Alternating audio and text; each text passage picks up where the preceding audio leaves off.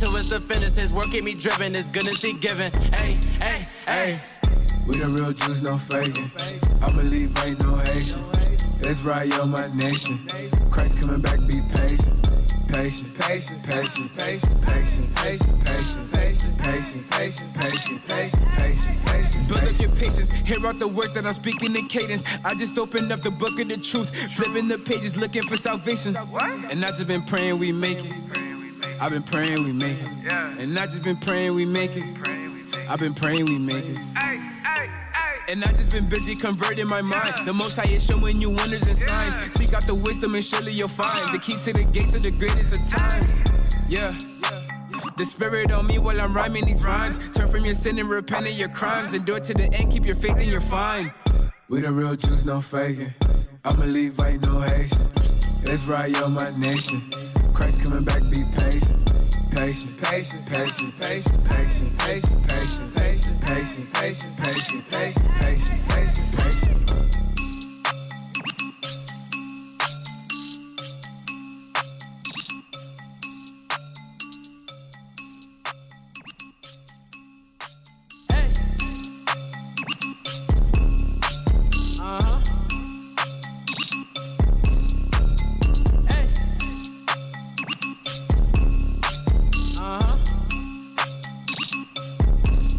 Hey. We the real Jews, no faking. I believe ain't no Haitian. That's right, yo, my nation. Christ coming back, be patient. Patient, patient, patient, patient, patient, patient, patient, patient, patient, patient, patient, patient, patient, patient, patient. We long suffering, that mean we patient. We recovering. Awake the nation, change your mind, transformation. Present God's lost presentation. Only way you get salvation. Christ gave us the demonstration. I ain't Haitian, I ain't black. I am Israel, that's a fact. My spirit bear witness, I'm dismissing Christmas. Encounter a Christian, God's work up with quickness, reviving the sickness. Asking for patience and asking forgiveness. I'm doing his business until it's the finish. His work keep me driven, his goodness he given. Hey, hey, hey. We the real Jews, no faking. I believe ain't no Haitian. That's right, yo, my nation. Christ coming back, be patient. Patient, patient, patient, patient, patient, patient, patient, patient, patient, patient, patient, patient, patient, patient. Build up your patience, hear out the words that I'm speaking in cadence. I just opened up the book of the truth, flipping the pages, looking for salvation. And I just been praying we make it. I've been praying we make it. And I just been praying we make it. I've been praying we make it. And I just been busy converting my mind. The Most High is showing you wonders and signs. Seek out the wisdom and surely you'll find the key to the gates of the greatest of times. Yeah. The Spirit on me while I'm rhyming these rhymes. Turn from your sin and repent of your crimes. Endure to the end, keep your faith and you're fine. We the real Jews, no faking. I believe ain't no Haitian. That's right, yo, my nation. Christ coming back, be patient. Patient, patient, patient, patient, patient, patient, patient, patient, patient, patient, patient, patient, patient, patient, patient.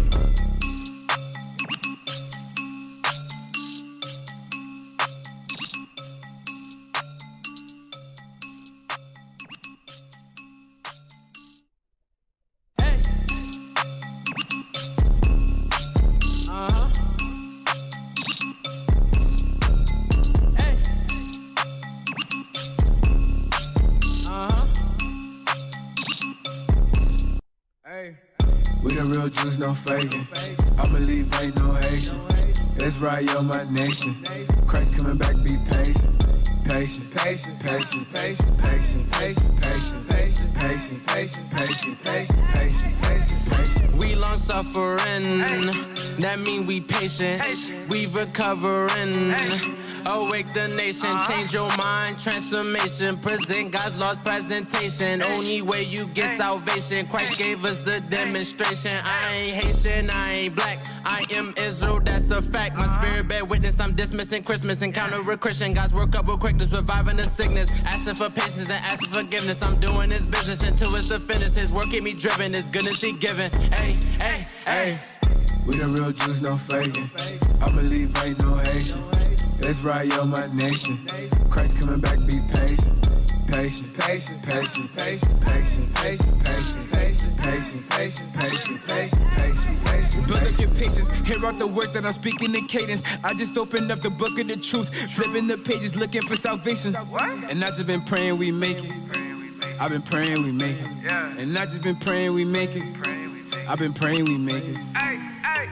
And I just been busy converting my mind. The Most High is showing you wonders and signs. Seek out the wisdom and surely you'll find the key to the gates of the greatest of times. Yeah. The spirit on me while I'm rhyming these rhymes. Turn from your sin and repent of your crimes. Endure to the end, keep your faith and you're fine. We the real Jews, no faking. I'm a Levite, no Haitian. Israel, my nation. Christ coming back, be patient. Patient, patient, patient, patient, patient, patient, patient, patient, patient, patient, patient, patient, patient, patient, patient.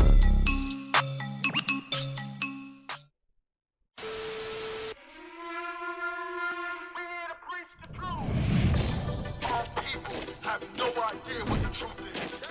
That's why we're out here, to give you the truth. Psalms chapter 119, verse 142. Read. Psalms chapter 119 and verse 142. Thy righteousness is an everlasting righteousness, and thy love is the truth.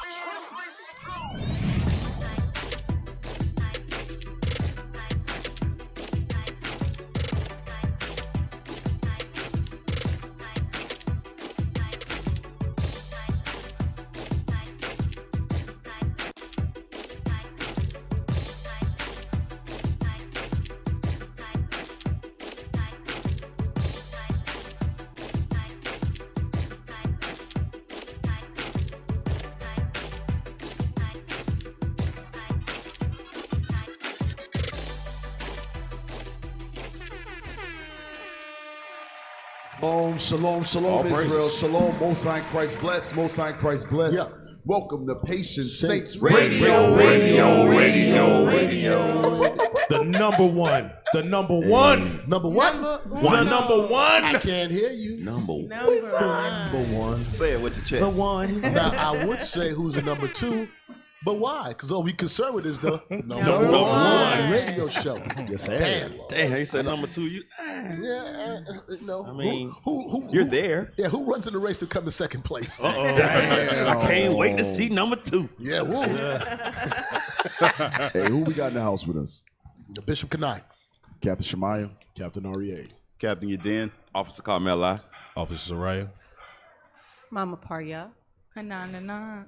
Sister Naoma. She's so happy. You know, and you know, Bishop, somebody tried to come with some numbers last night and stats about the views and all of that.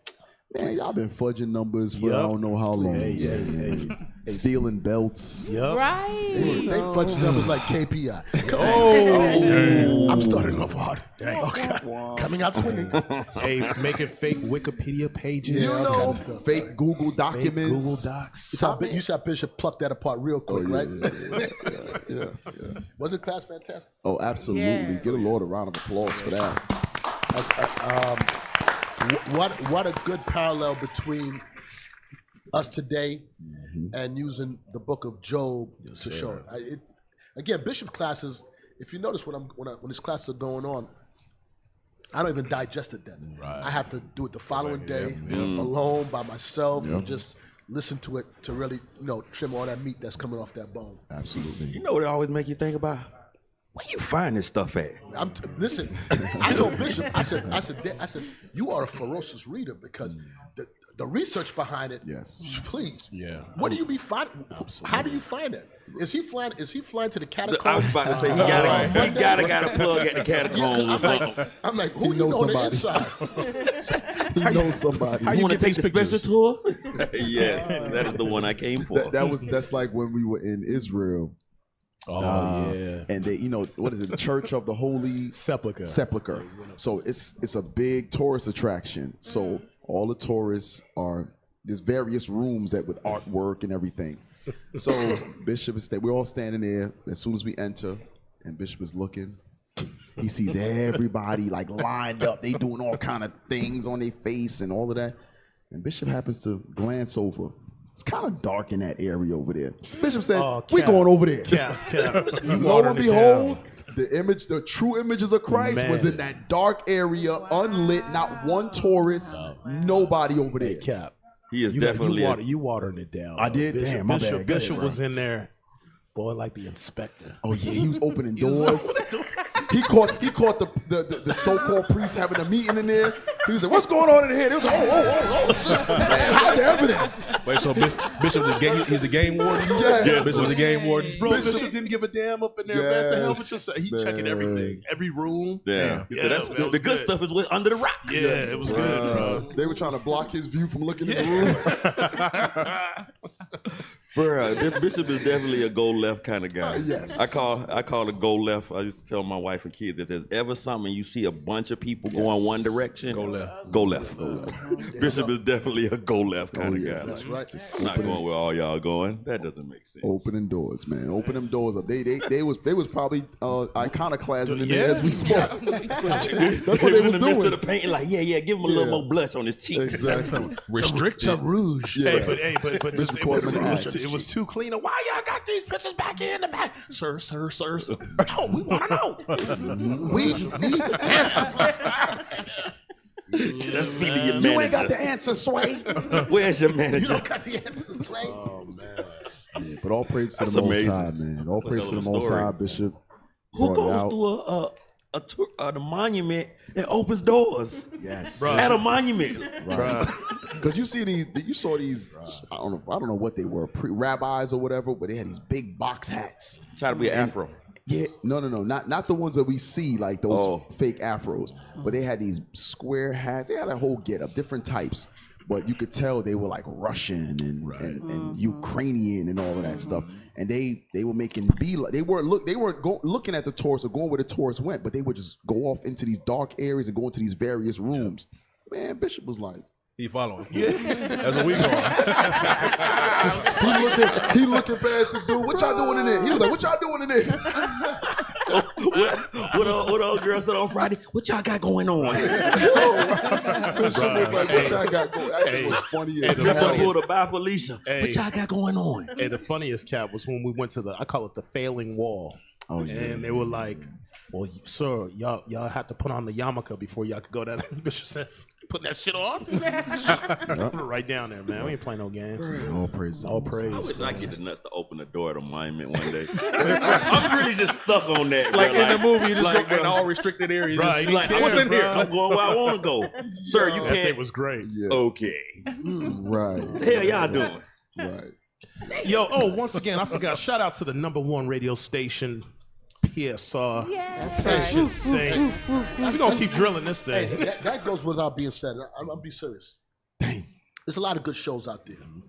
The PSR is above the rest. You always learn something. I want Learn something new every day. I want to say something, and the reason why, because I'm sitting here right now, and I'm so comfortable with my little personal fan. Yo, I ain't even see the fan. I ain't even see the fan. I don't know who else does that, but they do like I got my own. Captain, I did got one too. Bishop, I looked over here. I was like, "What is this thing?" It's called individual climate control. PSR. They was like, "What is this?" Yeah, listen. All praise. All praise. The rest of y'all better take notes. Dang. Well, that #2 show did come and take notes and ask what kind of mics we use. Yep. And Bring it all up. I ain't gonna, it's cool. Yep. Sharing is caring. Yep. So we ain't gonna gatekeep around here. Yeah. We ain't trying to block your blessing. Not at all. Nope. We not. We shared it. Block your blessing. You gonna get your blessing. All praise. Hey, shout out to Deacon Malachi. Yeah, fire Out there doing the work. Same thing with Captain Amaziah. Godspeed. Send up prayers for their safe travels. Right. And send up prayers for IUIC Kansas City. Oh yeah. You know what I'm saying?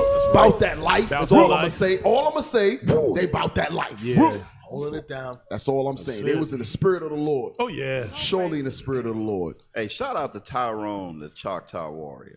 Yeah, you saw that? I blocked this man at least 70 times. Every single Saturday, he creates. We block him, and then he'll create a new page, and then come back in. Right, he does it every Saturday. Right now. He out here right now. What kind of got that kind of time? What's his name? Tyrone, the Choctaw Warrior. He does it every Saturday. Happy New Moon, huh? Tyrone, Happy New Moon Magnice. the real one. Hey, look, this is our biggest fan. He has like 12 pages. Who got time for all them damn email addresses? So like how he said, happy new moon, right? Yeah. Bishop Nathaniel brought out Genesis chapter 1 and went into the two great lights. Right. And you ever had that moment where it was so simple in front of you all this time? Yep. How did I not see and this? until it was explained in that simplicity, it's like, What have I how been is doing? it a great light if it was dark? Right. Right.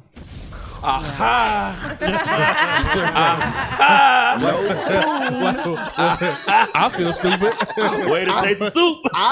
I felt so stupid. And how many times have you read that? A million times. I was like, that make perfect. Whose phone is that? It ain't me. That's sound effect. Oh, so, and so when these camps that still teach that the moon is dark, listen, the level of hatred that they have because it came out of IUIC, they won't concede to what the scripture says. Is they can't receive it. But here's the thing. Listen, if you see it the way you see it over there, do what you do. Serve God over there. Right.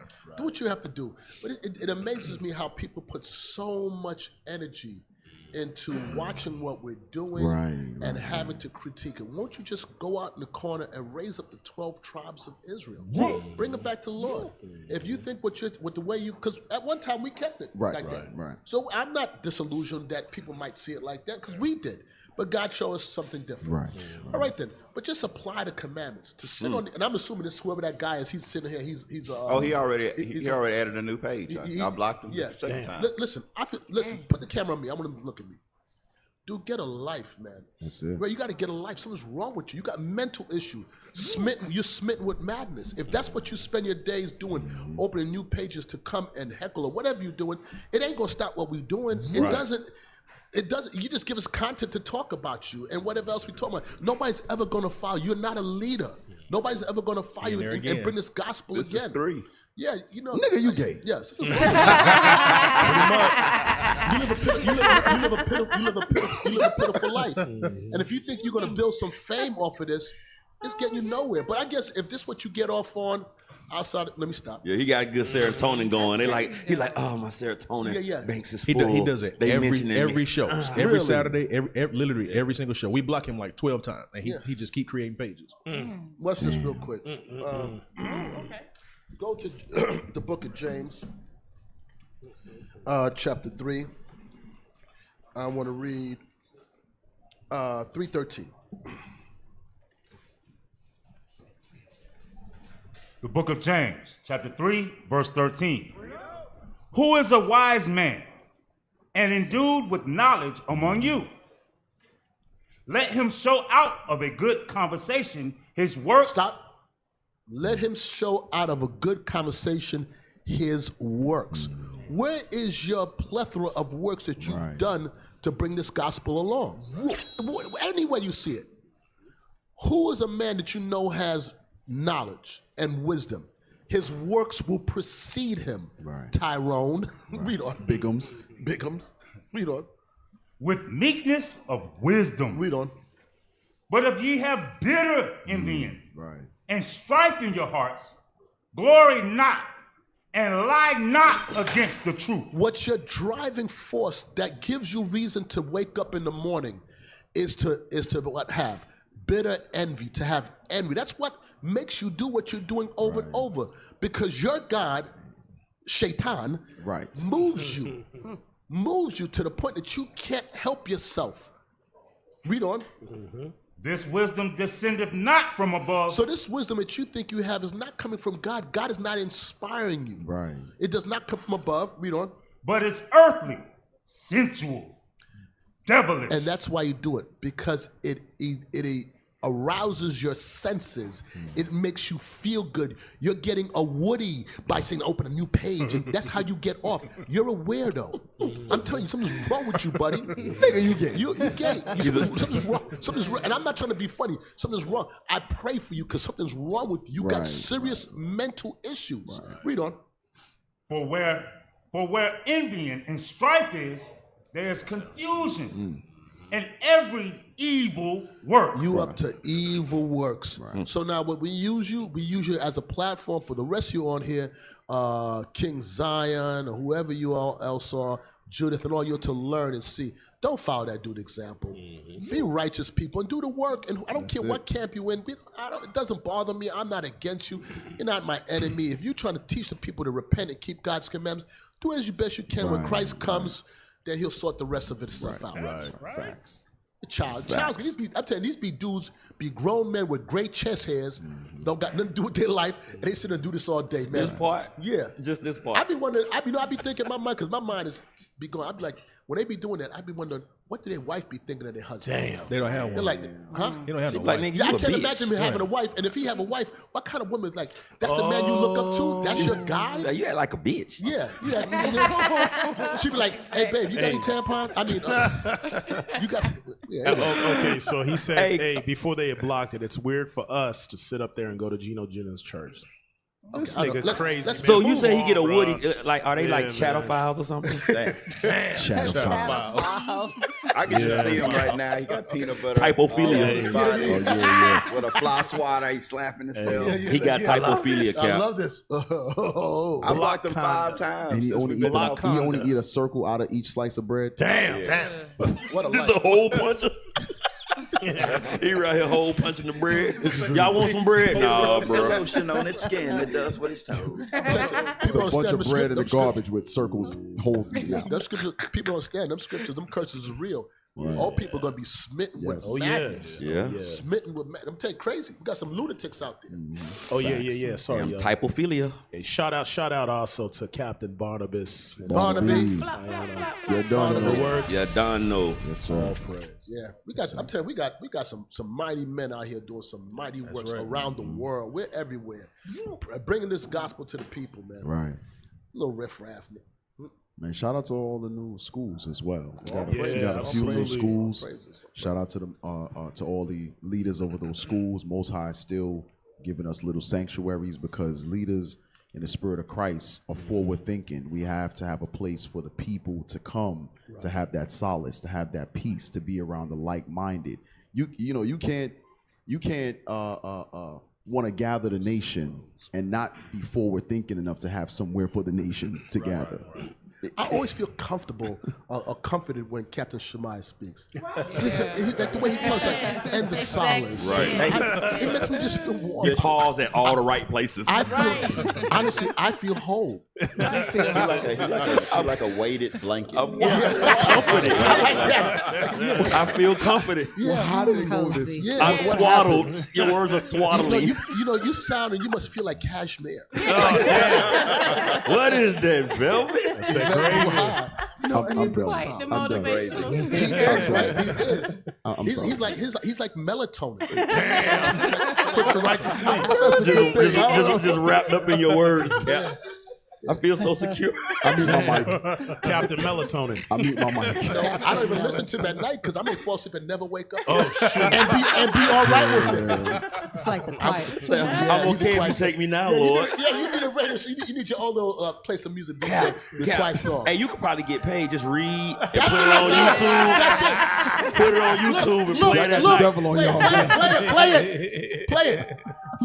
Look. The dove has descended over his head. Oh, snap. It is he. Oh my! It is he.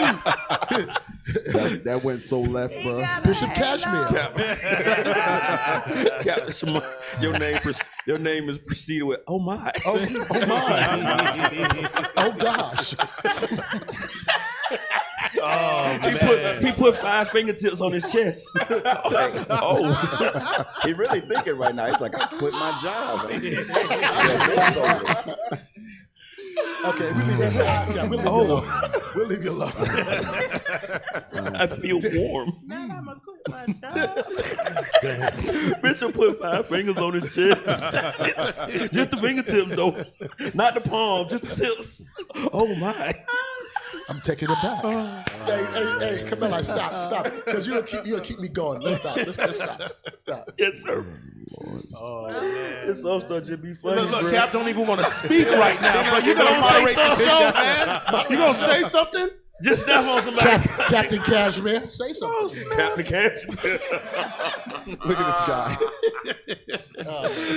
He's soft like a white rabbit. Oh, shoot, man. I'm sorry. I'm gonna get in trouble. So what's next, guys? I feel like may have. What's next? Tender like the first fruits, budding from the ground. Oh man, Captain Cashmere. Easy like a Sunday Oh, it's over now, bro. He's easy like a Sunday morning. Oh damn. Y'all gonna have me go to camp and cuss everybody out now. Just out the gate. He said, I'm gonna curse everybody. Please, Cap, curse me out. Oh snap. Only your words can correct me. Ask him a question. How do we know what the 12 tribes? You don't know how the hell we know what the 12 tribes. Cured. Your words remind me of a gentle breeze through a field of lavender. As I frolic with my shoes off and the dude. The gentle Look dew at his upon my face. Look at his face. toes. Look at his face. I feel my life may be in danger. I think I'm And let me tell gonna you stop something. now. And that's Almighty Captain Shemaiah. Yes, it is. Captain Cashmere. Yeah. Don't get it twisted now. That's right. He'll turn up on you. Yeah. Someday, just not today. Okay, enough. Let's move on. Let's move on. Oh man. Let's go. That's why PSR the #1 radio show. Yeah, that's right. Hey, shout out to Deacon Abiel, Captain Azariah. Who? The belt No, stealer. they're gonna head back, so we want to wish them Godspeed. Deacon Abiel. Did they take the belt? They tried, I heard. They tried. Let me tell you, these guys got no morals. Yeah. After 3 hours of scriptures, these niggas got to stealing. Is Thou that shalt not steal. Right Did not there. Literally. Was you just not reading the Bible? Literally. What was you through the whole class of biblical scriptures? You are plotting. I'm telling you, some Literally. underhanded guys. So he Was saw that it from the- the pulpit. was that the whole purpose of the visit, to come and take the belt? Come on, bring it out and put it back in and bring Them it out again. brothers drove all that way. I'm telling you. For some Just people. get the to belt. try to get the belt. Yeah. Shout out to Officer Nathaniel, the grill champ. That's Yes, right. sir. There we go. Yeah. You know, He strived lawfully. AKA Officer MLK. Officer Yeah. Emmett. I have a dream. I have a meat. Easy. Pause. no.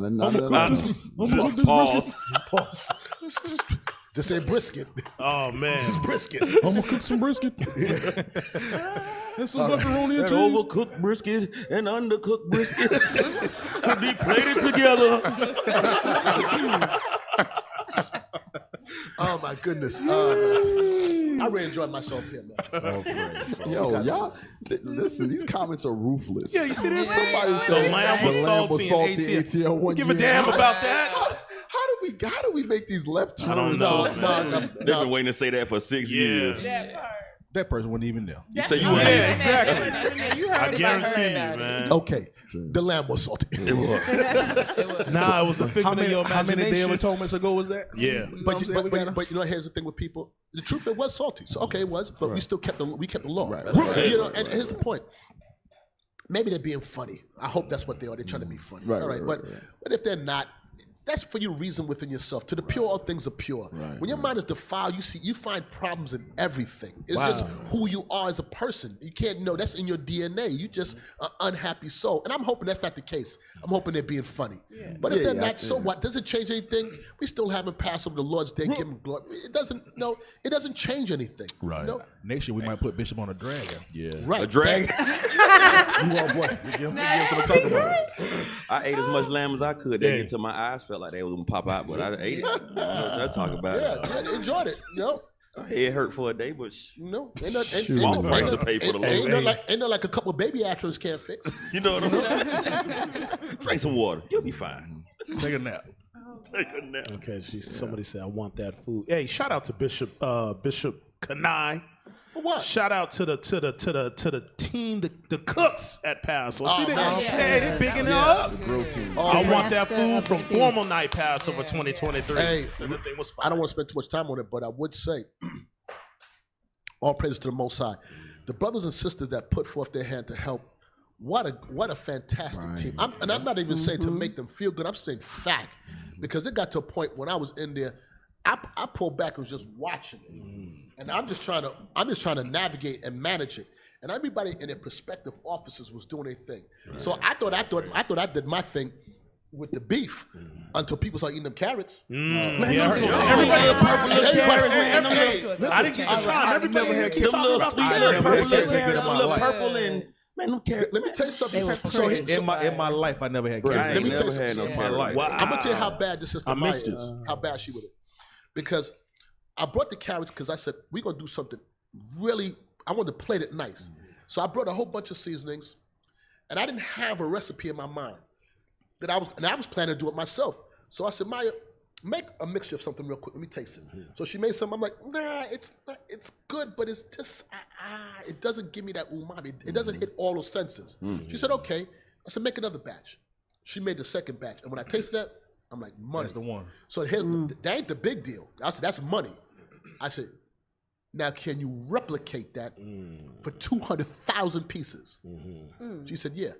So that means she had to measure and knew what she was doing. Because anybody can make some taste good by accident. But I'm like, can you do it now? We got 200,000 pieces of these. Man, so I tasted it was fantastic. But that's me. When I started seeing the comments, I called her. I said, people was talking about vegetables over beef. That's what they're saying right here. I'm like, damn. I said, go ahead, sister. I know I had a couple. I was like, but they are requesting, busting. Bishop. They said, Lord's will. They are requesting that those same carrots be at a tabernacle. Oh, wow. Listen to me. People are like they've never had carrots like that before. I missed it.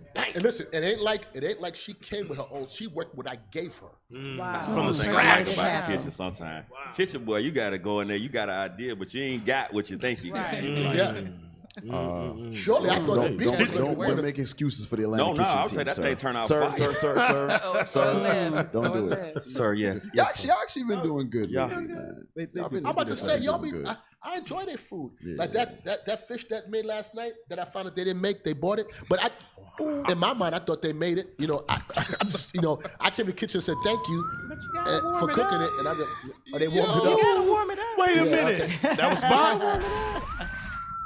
And you know me, you know Captain how I REA, man. The kitchen team, you know how I am. When I like something, I come in and I say thank you. Mother part y'all had what we made last night. She liked the fish we made. How you know? You didn't ask her? Yes, I did ask her. Did you like? How you gonna say? Even if she didn't like it, she gonna say she liked it. When he asked you, was he looking at you with the crazy eyes? Like you like that fish, right? Mother part, it was very delicious. See that? I just asked her what she spot. I said, "You fine? You need anything?" She said, "I like it." They bought that, Parya. No, it ain't. No, not the fish. Because I asked. The brown stew fish y'all made last night? I asked the officer. Stop. The brown stew fish y'all made last night? Not the snappers, but we had made some more fish. Okay. All right. So the ones they made was a good, real brown stew? The gravy, absolutely, yes. Oh, snap. Well, yes. Okay. It was like little nuggets. It was fish fingers. No. It's like they had like bites. Bites. That's what it was. It was little fish bites. That's the scraps they had from last week. Exactly. With some gravy on top of it. You already know. Got him. He waste not, won't not. Asking you shall receive leftovers. I can't win with y'all, man. Bishop, I will tell you that I had a lot of people from the kitchen team at Passover that said that they just love working underneath you. And they enjoy it, and they're looking forward to it again. So they always want to be on your team. You know the kitchen's my place. You know I love that, man. All praise to the Most High. At Tabernacle, you spent more time cooking than hanging out. Yeah. More time That's why he's a master of the feast. Yes. It is my love.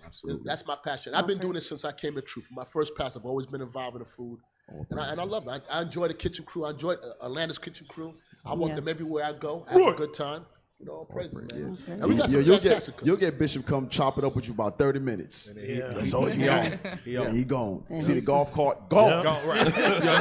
He be speeding through the park, too. That golf cart stay on the move, boy. I don't know how to pull all this weight, but it be pulling it. Hey, but you know the satisfaction when he slows down and he stops, he sit back. Yeah. All right. Let me see glasses. I'm done. Damn, this joke is. This guy. All right, everybody ate, okay? Yeah. Y'all good? Y'all need he does. Now where that scotch at? He does. Right. When you see that, make sure everybody good. But I was like, that's what he really gonna say. He does that. That's what he really gonna say. I want to move on. Listen, it got to a point in the kitchen where it was so many pieces moving, and everybody was firing off officer there. Everybody was in their prospective office. Right. Then I got a chance to stand back and just watch. Oh, wow. And I poured me some scotch, and I'm just watching. And I'm like, now just take care of that, take care of that. And after I didn't have to say nothing. And everybody's doing their thing. And I'm sitting back and I'm sipping scotch. And we pushed out over more than 5,000 plates of food. 7 per night. Let me tell you, man, listen to me. If you can really understand the magnitude of doing on that level, man, that thing was beautiful. Man, it was beautiful. That's a big deal. It always makes it better when Captain Cashmere say, look, I feel whole. I can be warm and filled with carrots. Hey, Cap, you need your own radio, bro. I told you, look, just make Your own smooth sounds and podcast, play them bro. on I'm YouTube, telling you, man. bro. You gonna rake up. I bet if you put that sauce on vegetables, it'll get kids sauce? to eat His their voice? veggies. Oh, they call your voice the sauce. The sauce. I thought it was my real sauce. I'm sorry. I'm talking about the sauce for the carrots. No. I like my version of it better. My version better. By far Put the better sauce version on than it. Hey, Captain. I'm gonna get my kids to By eat. far. I'm gonna get my kids to eat cauliflower. Listen to Captain. Uh-oh. Dad, can I have some more cauliflower? Rewind that again. Can you put some of that shim on mine? That's the name, Shem on mine. Shem on mine. It's not Shemaya anymore. It's Shem on mine.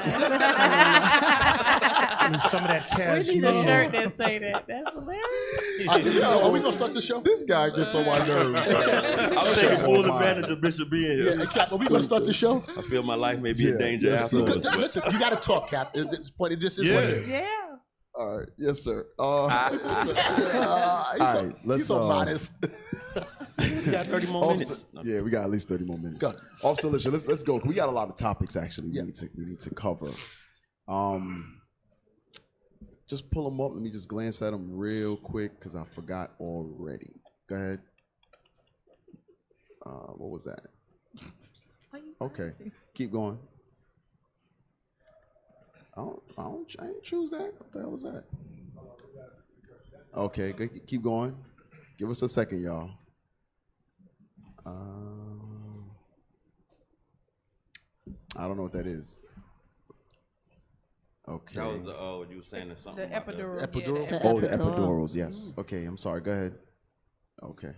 Go ahead. All right, let's go back to the beginning. Might as well start there. Let's go. Start with your neighborhood friendly, no, how does it go? Friendly neighborhood. Friendly neighborhood white man, which is known as your Yiddish, but they are Amalek according to the Bible. We gave them a break for a couple weeks, but we back.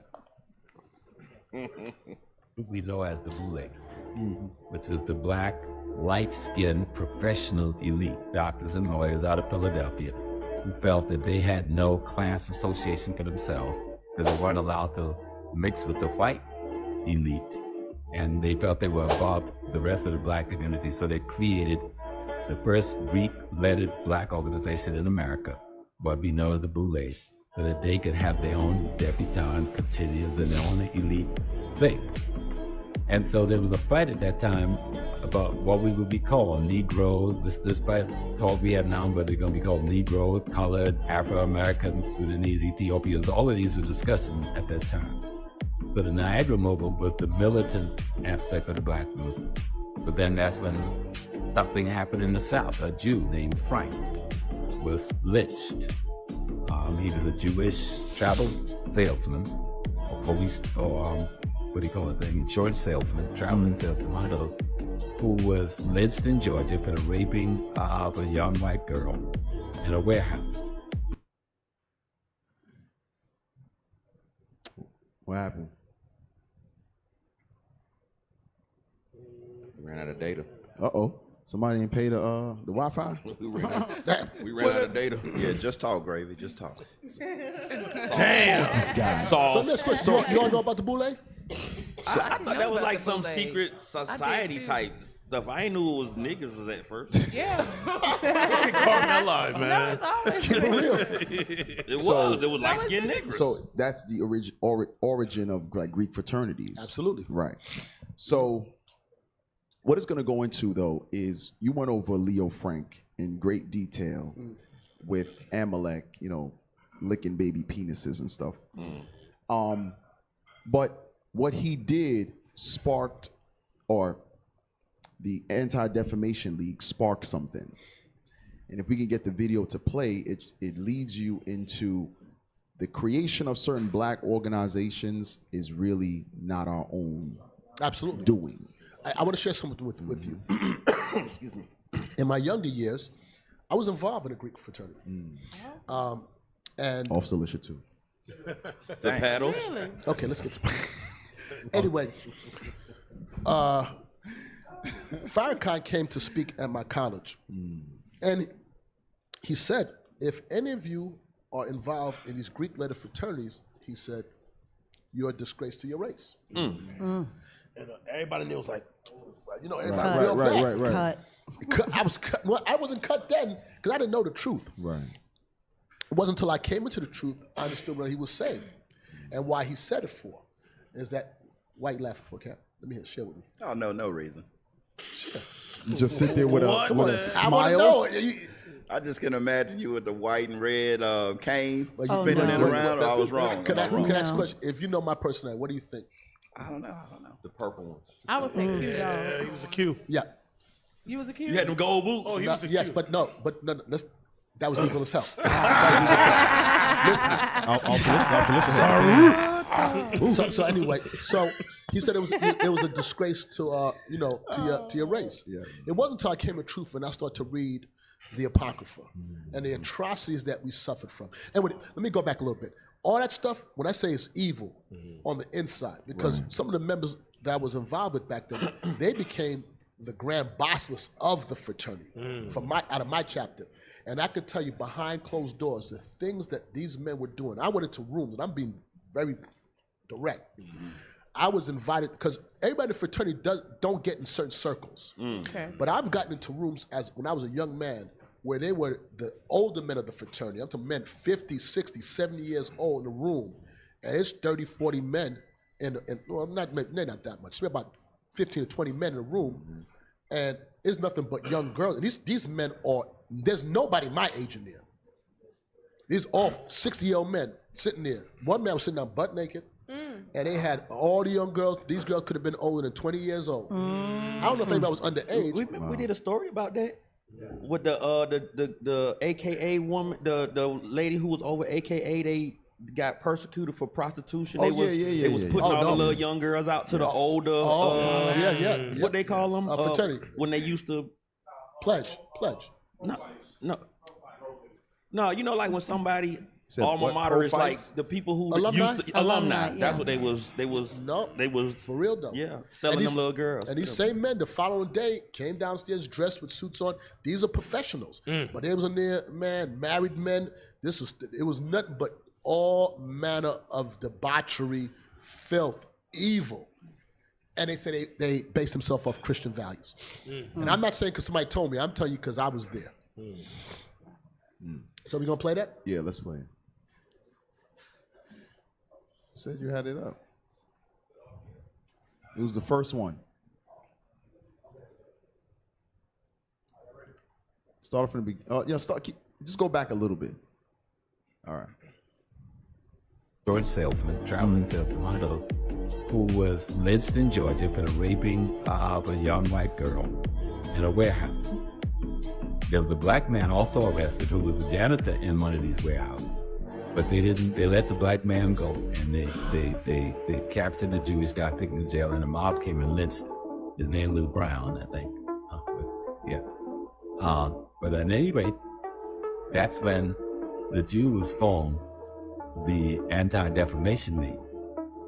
And they came to the black folks and formed a partner organization called the NAACP. Whoa. Boom. Whoa. So many of us may know that behind the scenes, it was Esau that developed the NAACP, National Association for Advancement of Colored People, right? But what we didn't know was it was actually Amalek. It was the devil himself that started the NAACP, which gave no advancement to so-called colored people. None whatsoever. Was that the end of the video? Keep going. The NAACP, the only black person in the leadership was W.B. Du Bois. That's it. I think God on the secretary. All the rest of the officers of that organization were white folks. So they were using black folks, and they would use black folks for the next coming decades as cannon fodder to change laws in America that would favor Jewish immigration into the South and development in the South. You know? And once those laws and stuff was passed, the same Jewish population who profited so much from integration and desegregation would turn against the African American population in their partnership with the white Southern business. Stop. Find him there Go first. back a little bit first, Goodness. because we can't miss that last part he just said. Go ahead, play it again. Jewish population who profited so much from integration and desegregation would turn against the African American population in their partnership with the white Southern business and cultural community. So you were used like a menstruous rag and tossed to the side once they got the benefits that they really wanted. But they used so-called blacks as the catalyst to push and get certain rights and said ways. So real quick, there it is right there. Go back to that guy. Okay, zoom in a little bit. Now, for many people will see famous pictures of Martin Luther King marching a day before the speech addressed at the Washington Monument, which is the I Have a Dream speech. So there's a guy, Rabbi Prince. He's no rabbi, or Dr. Prince. He's supposed to be a spearhead of the civil rights movement. So read that real quick. Civil rights. Dr. Pence devoted much of his life in the United States to the civil rights movement. He saw the plight of African American and other minority groups in the context of his own experience under the Hitler. From his early days in Newark, a city with a very large minority community, he spoke from his pulpit about the disgrace of discrimination. He joined the picket lines across America protesting racial prejudice, from unequal unemployment to segregated schools, housing, and all other areas of life. So now, remember what we just read in 1909. So this is long before the civil rights movement, when the NAACP was created, the ADL was created. So you got to think about it. As the years go on, just like the Balfour Declaration, later on became the Israel becoming an actual state. So it's meaning their workings are behind the scenes for quite some time to get to this point now in the 1960s, where he's spearheading the civil rights movement. Well, remember what the ulterior motive was in the early 1900s. They said, listen, we're going to use black people to get certain rights and advancement. Go ahead. While serving as president of the American Jewish Congress, he represented the Jewish community as an organizer of the August 28th, 1963 March on Washington. So he's the organizer of it. It was not Martin Luther King. Wow. He go ahead. No, go ahead. He was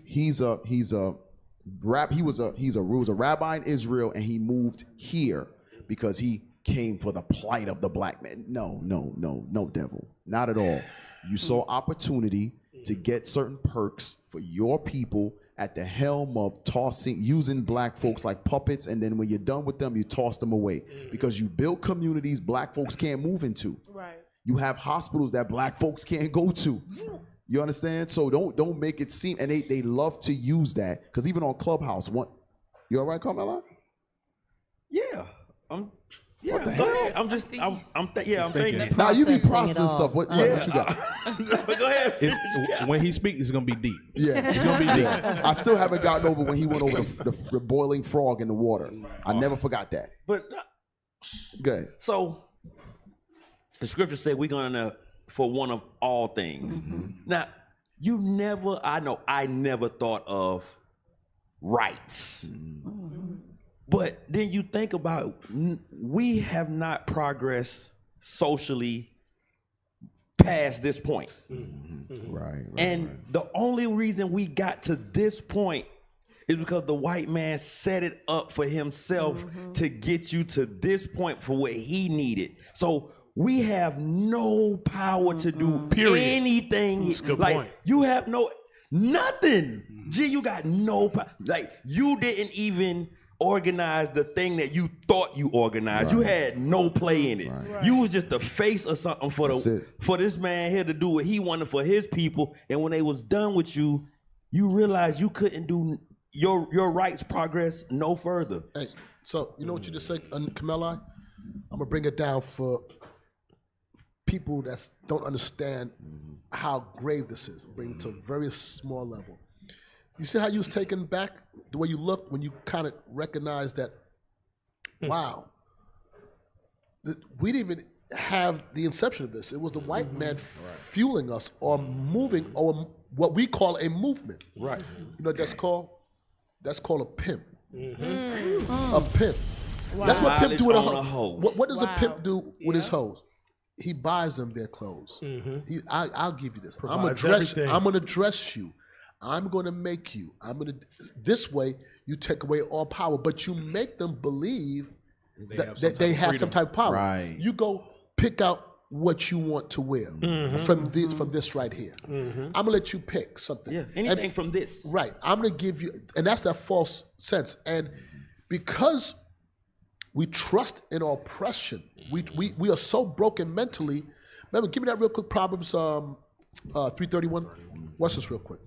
You think Prince, this guy Prince, Dr. Prince, might have been the one that made Dr. King change his speech? I wouldn't be surprised. I was going to make that statement. Hold on. But before we get that, make the point. Because wasn't he going to those same lines? Yeah, wasn't he going to give a different speech and then change it at the last minute? Remember, on the show we went over, we went extensively into Martin Luther King prior to I Have a Dream speech. Right. Martin Luther King was a revolutionary. Yeah. Right. He wasn't the let's all be inclusive like he's known to be today. Right. And that happened. And Malcolm X revealed it. I have one of his autobiographies. He himself, because they were acquaintances. They weren't the best of friends, but they understood the struggle that they were in together, though they had different belief systems. Right. Malcolm X in his memoir stated that Martin Luther King took payment to change his outlook. That's what Malcolm X said himself. To change his outlook, hence changing the I Have a Dream and what do you call that? Not assimilation. Segregation? No. Integration. And now integration. But that's not what Martin Luther King, when you look at his old stuff, he was not teaching like that. Right. So watch this. Wow. Yeah. Go before we read that. Well, read that. Proverbs 3:31. Proverbs chapter 3, verse 31. Envy thou not the oppressor, and choose none of his ways. We, like you said, with the Boule, they chose because they were following the fashions of Esau with their secret societies, which really is found in the fashions of Egypt. Right. Another story, another time. But we chose their ways. We chose to try to, we wanted to have debutantes. Right. We didn't choose or prefer old ways. And what we had, which was the laws of God, which all people didn't know at that point, or many didn't know, but we envied them. And because of envy, because we look to them as the barometer on what's right and good and beautiful, the American dream, like you said, when Martin Luther King admitted it, they sold themselves. Damn. They sold themselves for money. They sold themselves out. And that's why he changed what he was saying.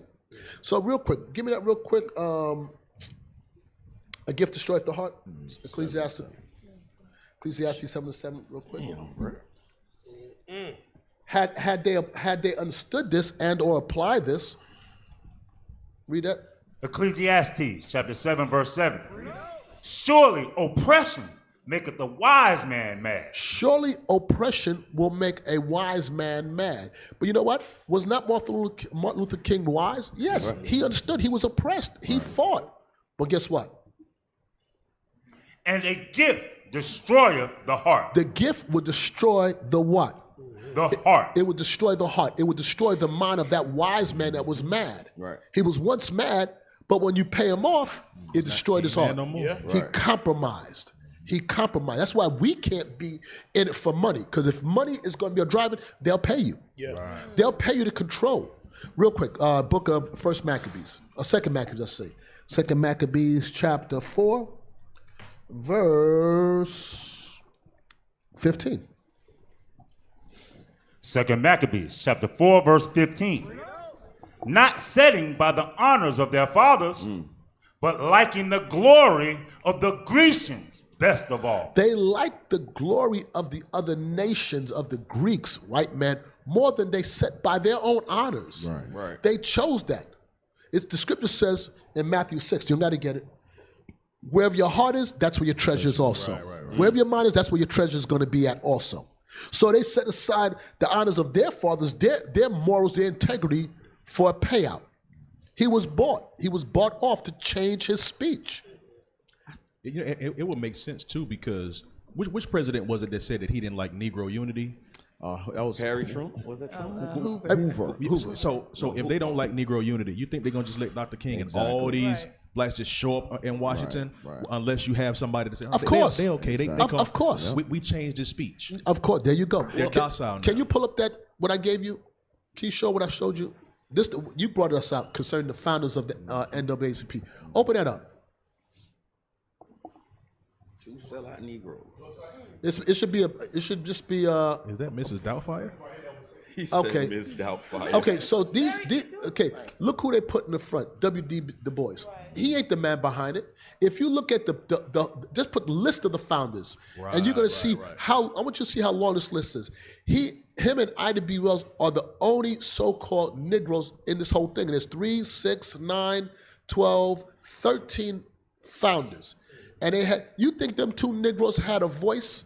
Right. They were just the front or the face that was used. They're like, let's tell you what we're gonna do. Because among the Negroes of the time, W.E.B. Du Bois was someone of prominence and to look up to. So they used him as the face, but the whole ship is being manned and run by Amalek. But E.B. Du Bois actually was the one that they used to discredit and defame Marcus Garvey. Right. Yep. So they already knew they had a sucker. Hey, actually, probably scroll to the right. It might keep going. Does it keep going? There you go. Yeah, hit that. That nigga named Archibald. Look, these are all the founders of the NAACP. See that? This is not. Listen. Look at that mustache on Archibald. That's a mustache right there. Oswald. Listen. These are all. Listen to me. Make it plain. The so-called niggas who don't understand it. These are your enemies. That's it. Right. What has the NAACP did for us? Now, mind you, I know. Don't get me wrong, because they have done things, and Esau understands you got to throw a dog a bone. Right. You know, you just don't put no meat on it. You just throw them the bone. Just the bone. Just the bone. That's what they did. They give you a little bit here you get. Yeah, we name a street after you. We give you a couple of jobs because we got to pay some of you niggas a little bit. But the mass of us, we're still in the same condition, if not worse. Facts. And that was the part that was shocking to me. Like, the fact that we're no better off than we were in 1963 as a whole.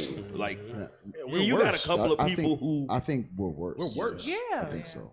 by far. When you look at stuff like this, you really realize that the Bible is a real book. 100%. Because there's so many levels to this, so many layers to it. You say, okay, never trust your enemy.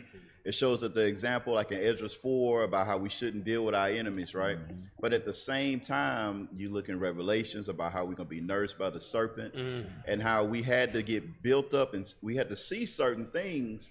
And then go to Psalm chapter 10, verse 2, right? Because there's so much stuff there's so many levels to what happened to us. The Bible lets us understand it. It's like you'll never see it. Like I'm looking at it, I'm like, man, they in charge of all that stuff. But wait a minute, they had to be in charge to take us from one point to another point so we can overtake them in their own craftiness. Watch that. Read that. Psalms chapter 10, verse 2. Psalms chapter 10, verse 2. The wicked in his pride doth persecute the poor. Think about what kind of prideful person you got to be to uplift your enemy in order to be able to take them over. They could have just kept us on the bottom, right? They didn't have to do all that. But guess what? They like, look, these niggas stupid. Let's go ahead and put them in a position of power and make them think this, but then we're going to use them and overcome, not knowing that they basically gave ammo to their enemies. Read. Let them be taken in the devices that they have imagined. And every step of the way that they've done, they're going to be taken by those devices. Everything they set up and put in place, we're going to use that and overcome them at the end. So it's like you're watching a movie. It's already written here. The script is here. You're watching the movie and you're seeing it happen over and over and over again. Yeah, I get a script. Hey, real quick, Proverbs 24:1. Proverbs 24, verse 1.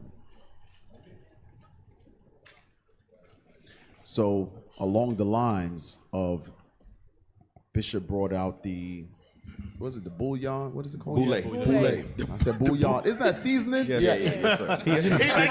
You know what my mind is right now? The sauce. The shimmer The shimmer You can make gravy with bouillon. They got a bouillon base. Boule. Got a bouillon base. The boule, right? But read Proverbs 24, verse 1 and 2. Proverbs chapter 24, verse 1. Be not thou envious against evil men, neither desire to be with them. So ultimately, Bishop brought out Proverbs 3:31 about envy and our oppressor and choose none of their ways. We should not desire to be like them in any way, shape, or form. Go ahead. For their heart studieth destruction. Because ultimately, what's their goal? You're trying to be like them when their goal, their enterprise is to destroy you. There's no good gonna come from their efforts and you trying to be like them. That's why our mindset is to destroy those that look just like us. Exactly. This is showing you that you desire to be like them, hence you're willing to do anything to your people to get a bag. You're willing to harm them, to commit adultery, get their woman, whatever the case may be. You're willing to destroy families, communities in order for self-preservation. That's how Esau operates. That is not how the sons and daughters of God are supposed to operate. Hey, Cap, you know what's so heavy? That goes right back to what Bishop Yalsop says about the Negro was fashioned in America. That's created. And shout out to Bishop Medane for that script. That was fine. Hey, it shows us that our power is in unity. Because the only reason they was able to form this is because you had light-skinned blacks that was against the dark-skinned blacks. They was trying to find their way in the middle. And it's like, let's get in there and we can start something off using them. They do this all over the world. They'll take different tribes and be like, okay, let's pick this tribe right here because they got problems with this tribe, and let's give them power to oppress them. They set us up. We got to go Zephaniah 2:1. We have to gather ourselves together. It's like it's showing us if we don't do this, they're going to always have power over us. Finish it out? Yes, sir. And their lips talk of mischief. That's like their think tanks. When they have those meetings so when they were having NAACP corporation meetings, you think W.E.D. Boys was in there? They said, call the nigga in here. So go get us on the drink. We're going to tell you how it's going to go. This is the direction we're moving in. He had no way to object. He was in the room and they said, give us a minute. Yeah. Give us a minute. Now, they be like, say, who the hell? No, they ain't say give us. They was calling him boy. They was calling him nigga, especially in that time. Nah. They said you and the winch. They weren't. There's no way in the world they're treating him as an equal. They treat him just enough to where he's not offended and leaves. But then they'll just show up at his house with hoods and burning crosses. He felt privileged to be able to stand in their presence. Right. He thought he made. He was the elite. He's like, I'm telling you how they make you feel like you're something special. But at the end of the day, all their desire. That's why Esau and Amalek, and so-called Jew, they control the narrative. That's why they are the smartest of their breed, because they understand that the power is not just gathering their people together, but also infiltrating everybody else and set the narrative in their world. Because whatever narrative they set in their world, they do it so it can directly affect theirs for the better. So you know what happened? They'll open colleges. They'll open these groups, but they control it because they control the information that gets disseminated to the masses. And that's where the control is at. Hey, that's so let you know that Rachel Dolezal, what she did, it really wasn't an issue because it was already white people set up. So what she did as in faking to be a black woman is no different than how the NAACP has already been run. That's why she felt comfortable doing it. Right. Hey, go back to, you wanted to read this? Oh, okay. Yeah, when you have people online, when you have a chance, go look it up yourself and do some research for yourself and learn. Right. Learn. These are the so-called founders, so-called Jew, white man, devil. Right. Go back to get your script and go back to Prince. Dr. or Rabbi, Dr. or Prince, we didn't finish reading about him. Go ahead. Sirach, Ecclesiastes 12:17. Because in all of that, what we saying, it's the same plot. It's the same plot over and over. And we keep falling for it. Bruh, like, banana in the tailpipe over and over. Like, bruh, like, go ahead. Ecclesiasticus chapter 12, verse 17. If adversity come upon thee. So this is our civil rights struggle, our equality. We want peace amongst these people that we already subject to. They say you in this situation, read. Thou shalt find him there first. But like he always in the mix. Like every time you look up, we start to find out more and more everything that you thought you did. Right. He back there in the back. Like this. Read. Hey, he's the puppet master, bro. Behind that curtain. What verse yet? 17. Verse 17. Read. Yes, sir. And though he pretend to help thee. So like this is their perfect situation. This is for the advancement of colored people. Right. This is for y'all. We want to help y'all start colleges for yourself. And we're going to give you money if you have these little Greek fraternities over there with them. Right. Read. Yet shall he undermine thee. He used it for his own purposes. You thought it was for you. You thought it was for the advancement of colored people. You thought it was so you could have an education. No, it was so that he could use you to set up loopholes for his immigration, for his people to set up more funding for his anti-defamation. So he came with, you raped somebody and then you set up a league to make you not look guilty, but now we'll set up something for, and black people need help too, yeah. Yeah, exactly. Now, that precept you pull right there is fire. That precept is a head crack right there. And Negroes would just read by it and they... This Bible ain't real. The white man wrote that. Why would the white man write and tell you about him? This is him. When you find yourself in oppression, you'll find him there first when there's some kind of need that you think you need. He's right behind whatever you think you need and whatever you want, and you think you got it. Just like you thought Black Lives Matter was for you. But it was for him to set up whatever plot he was setting up. And guess what? We don't even know what was the full end of Black Lives Matter yet. You're going to find out in 10 years, be like, George Soros and them set this up so they could put forth whatever money. LGBT or whatever other love. So, I mean, all right. That's it. Appreciate it. We've been had issues with Amalek since Genesis. Man. Bro, keep it real. They were the first ones to attack us when we was trying to go through the land. Slimy. They showed their hand first. They didn't come from the front. Right, they came from the back. Where all the mighty men were. They came from the back. Just like they always have been. Yes. Y'all don't need no water. Don't come through here. Go around. They going around. Go stab the old ladies and the children in the back. So that's the same way they throw the rock and hide their hand now. Hey, can somebody else block Tyrone? I'm getting tired. Like you run out of block. I've blocked him like 12 times since I've been sitting right here. Look out. You know what? And with officers saying that, think about the evil, like, so for our people, we are some quick to forget, like, once the generation that was going through the oppression is gone, we kind of like, But to think that this version of Esau wasn't even the one that was with Jacob. This is a grandchild, hundreds of years after we had already been in Egypt, and they still had that hatred in them. But remember why? Remember why though? Because remember in Genesis 30, I think it's 36. That's when you start. They're being called dukes and stuff. So that preeminence, so that whatever it is that Esau has, they're feeling it then. So they see us, we're in slavery. So they have this sense of entitlement. That's what give them the make it seem like it's okay for them to attack us from behind.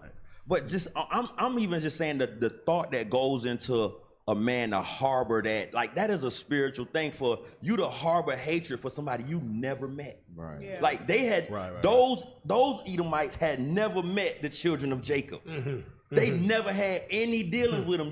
We was in bondage in Egypt. They was home building a civilization of whatever they was doing. They had no dealings with us. We didn't even know that But that's why Isaiah says that the children got to get it as well too.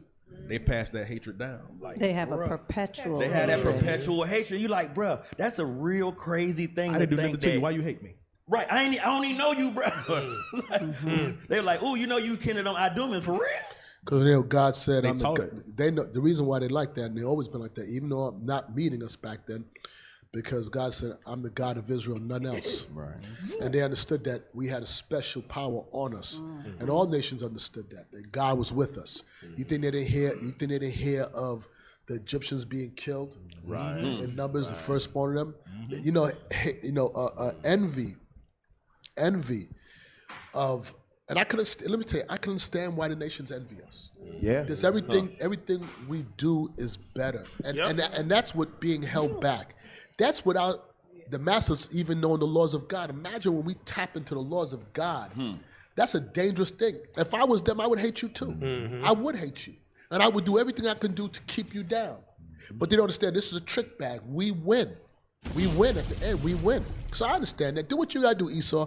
We do what we're going to do. We're going to raise the 12 tribes of Israel back up under the power of Christ. And then we're going to take this kingdom. And oh King, Christ is come and rule. And we're going to rule besides him.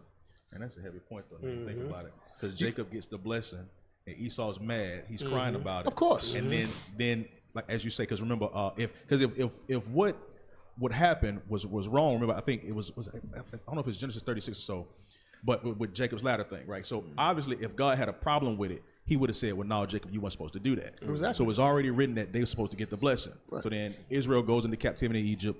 Esau's creating themselves to be, whatever they are now. But like that hatred, ever since they lost it, not lost it, but it was prophesied. Sold it. And so now Esau, he's taken all that hatred, and he's had hatred since Genesis, and he's passing it down to 2023. Like that's a lot of hatred for a long time, bruh. Just because we're the chosen people. And also because he realizes he's a loser. Yeah, he's a loser. Yeah. What should have in all throughout history, all the blessing, the riches, the family line, the family crest. I mean, everything you could think of that deals with a bloodline is going to be given to the firstborn. Right. Here it is, the firstborn. Just think about it. Like in his mind is he could have been the chosen. That's the point. It could have been me. Right. That's the point. Right. Damn it, I messed up. Right. But, and he's been trying to get it back since Genesis. Because he doesn't have this understanding. I'm put my phone. This understanding. He has this understanding, not this understanding. He thinks the Lord might change his mind. If I just step into their place, maybe. Let me will myself there. You're wasting your time, like Tyrone. It's not to him that willeth or want to, but God chose. You hit that. He said, "And it's my maybe if we say we are and we say we would choose." I think I can. So let's take the land and let's put the little funny hats on and let's do like this, and we're gonna try to show that we the people. Nah, they not the guys. That nigga been so crooked. Like, I was just looking at this thing on Facebook the other day, and they was talking about Jacob, how he snuck in, and I'm like, so nobody gonna recognize the scam. Right. This man sold something. No, he sold it. Square business. And didn't tell his father when he was ready to bless him. Yeah. Right. He didn't tell him. It was square business. He was gonna take it. And you gonna go on the back end and on some, oh yeah, I'll take the blessing now, Daddy. Here you go. He ate the red pot. He ate the sodden pot. He knew it was sodden. He ate it. Square business. He wasn't tricked into eating. He ate it. He said, "Give it to me. Give me the red. Give it to me." He said he wanted, so he got what he wanted. Right. But and it happened. At the end of the day, Esau, you are who you are. You are bred the way you are. The nations are bred the way, and we're bred the way we are bred. And there's no change of it. Right. And I could see in them, they are Amalek now. They are the most intelligent out of all of Esau. They have understood that they have to try to control the narrative, but you're kicking against the pricks. Right. What they didn't factor and they didn't understand is that one day God was going to put his spirit on a man on earth to let him know that he is the Israelite.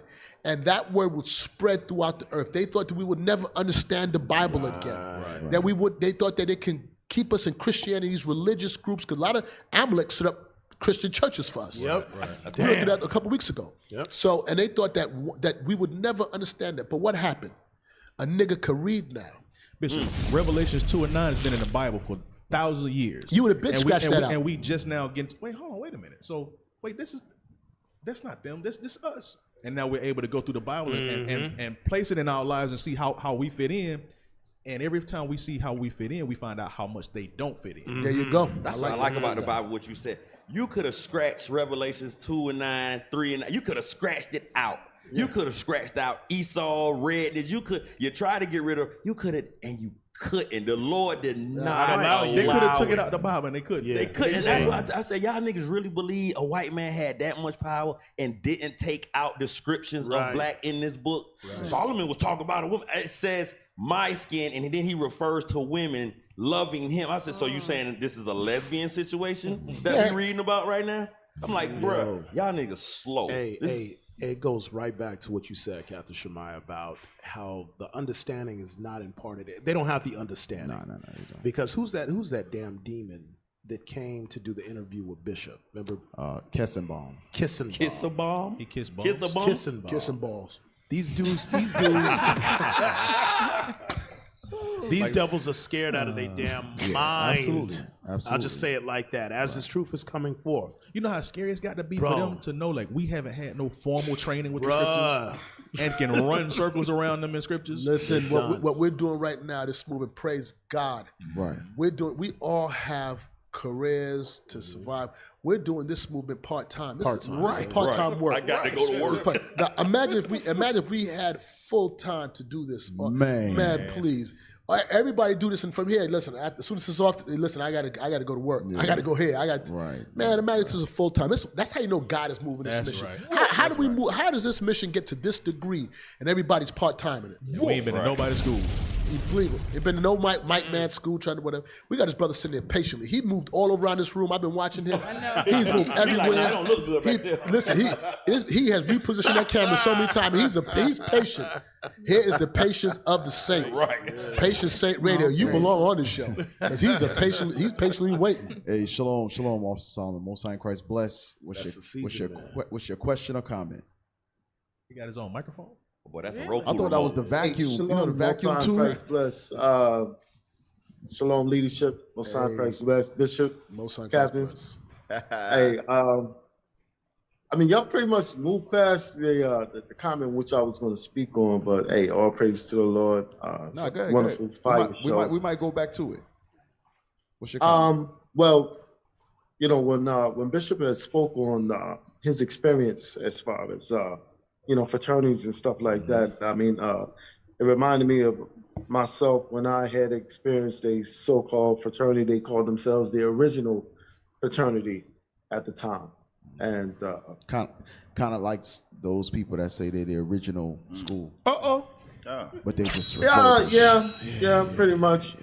And considering the fact that they actually supposedly had to start their own fraternity because they couldn't be a part of the Edomite talking about fraternity. Right. You know, this was the so-called Masonic group was going to go into the Boule, right, and everything. Okay. And so, so did you ride the donkey or not? Yeah. Well, see, I didn't call it a donkey. That's all story right now. Let be Did they put the knife to your chest? You know, because and it's not a donkey; it's a goat that they say. Oh, so that makes it better. Yeah, that's different. You rode a goat. So you rode the goat. So you rode a goat. Hey. No, what I did was I did get a chance to be among the older men that rode goats. And just as somebody rode Bishop a damn goat, bro. I want to hear about who rode the damn goat. Rode the goat. Did you ride the goat? Officer Lisha did. I don't know. Damn. I don't know anything about a goat. Oh, it's a secret now. Wait, now he don't know about the goat. Wait. He said he don't know about the goat. We have lamb. Brought up the goat? We eat lamb for Passover. You brought up the goat. He said we eat lamb for Passover. We eat lamb for Passover, right? Yeah, that was a hell of a deflect, bro. I must commend that, bro. Get a brother round of applause for the hell of a deflect. I don't know about no goat. I know about lamb. I don't know nothing about goats, but I brought it up. Hey, all praises, man. Good to see you, Officer Solomon. Thank you for your call, bro. And that brother's been a long time patient. All praises. Patient Saints viewer. All praises. That's right, man. Solomon, man. Hey, I wanna finish this guy real quick. Damn Prince. While serving as president of the American Jewish Congress, he represented the Jewish community as an organizer of the August 28, 1963 March on Washington. He came to the podium immediately following a stirring spiritual sung by the folk singer Odetta, and just before Martin Luther King delivered his famous "I Have a Dream" speech. So nobody ever talks about this Jewish guy that had a speech before Martin Luther King's "I Have a Dream" speech. I've never heard this. I've never seen it. I've never heard. They never showed that part. So he went up and set the stage. I never heard this before. So Martin Luther King, imagine if Martin Luther King went left to what he just brought out. Right. "I Have a Dream" speech would not be what it is today. Wow. He went along the same lines as this guy. He set the tone. He set the tone. He said, Because "Follow my lead. if- Follow if- my lead." If Martin went left, he would be considered a radical. He wouldn't be considered this great American hero. Guess what? That's why you don't see Malcolm X revered in America. Right. Or his family. You don't. You don't see that because Malcolm X wanted nothing to do with Esau. So this guy, like you said, you never heard his speech before. And the reason why you don't hear it, because there's no need to hear it. The people who were there heard it, but that's not enough. To the masses of the world, the narrative that they want to paint is not a white face that's leading the mission. Yes. It's a black face. Yes. That's leading. I want to tell you something, it's a sidebar that disturbed me recently that I didn't know. They were speaking about Rosa Parks. And they said there was an Edomite that paid her rent. He owns the pizza place. Little Caesar Pizza. He paid her rent for 10 years.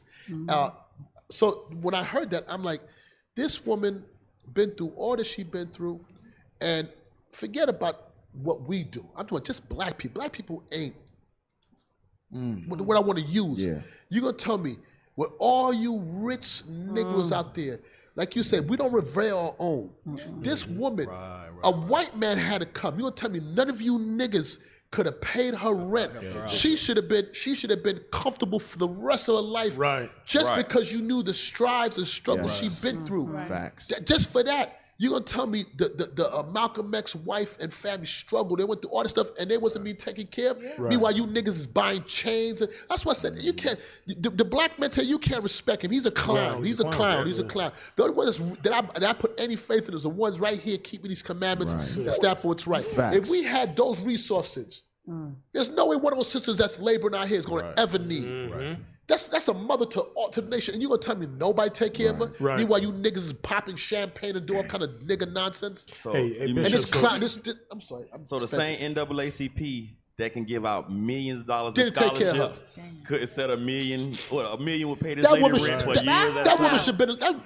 That woman should have been living in a house. Rent was cheap then. That woman should have been living in a house and taking care for the rest of her life. NAACP, my black backside. No problem. So I guess y'all found a video of the speech? Hey, just go back and just finish the bottom of that article. If you ever hear a white man speaking for IUIC, know for certain we ain't with that stuff. You ain't never shit your black ass down. Somebody said the NAACP stand for niggas ain't about the advancement of colored people. Damn. I just made that up. I like that. Carmela bad, bro. Be quick with it. Yeah, just finish it.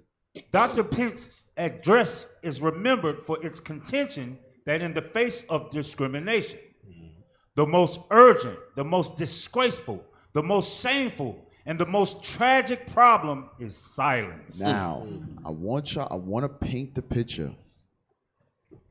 What they were saying was, we need all of you Negroes to speak up for the Jewish cause.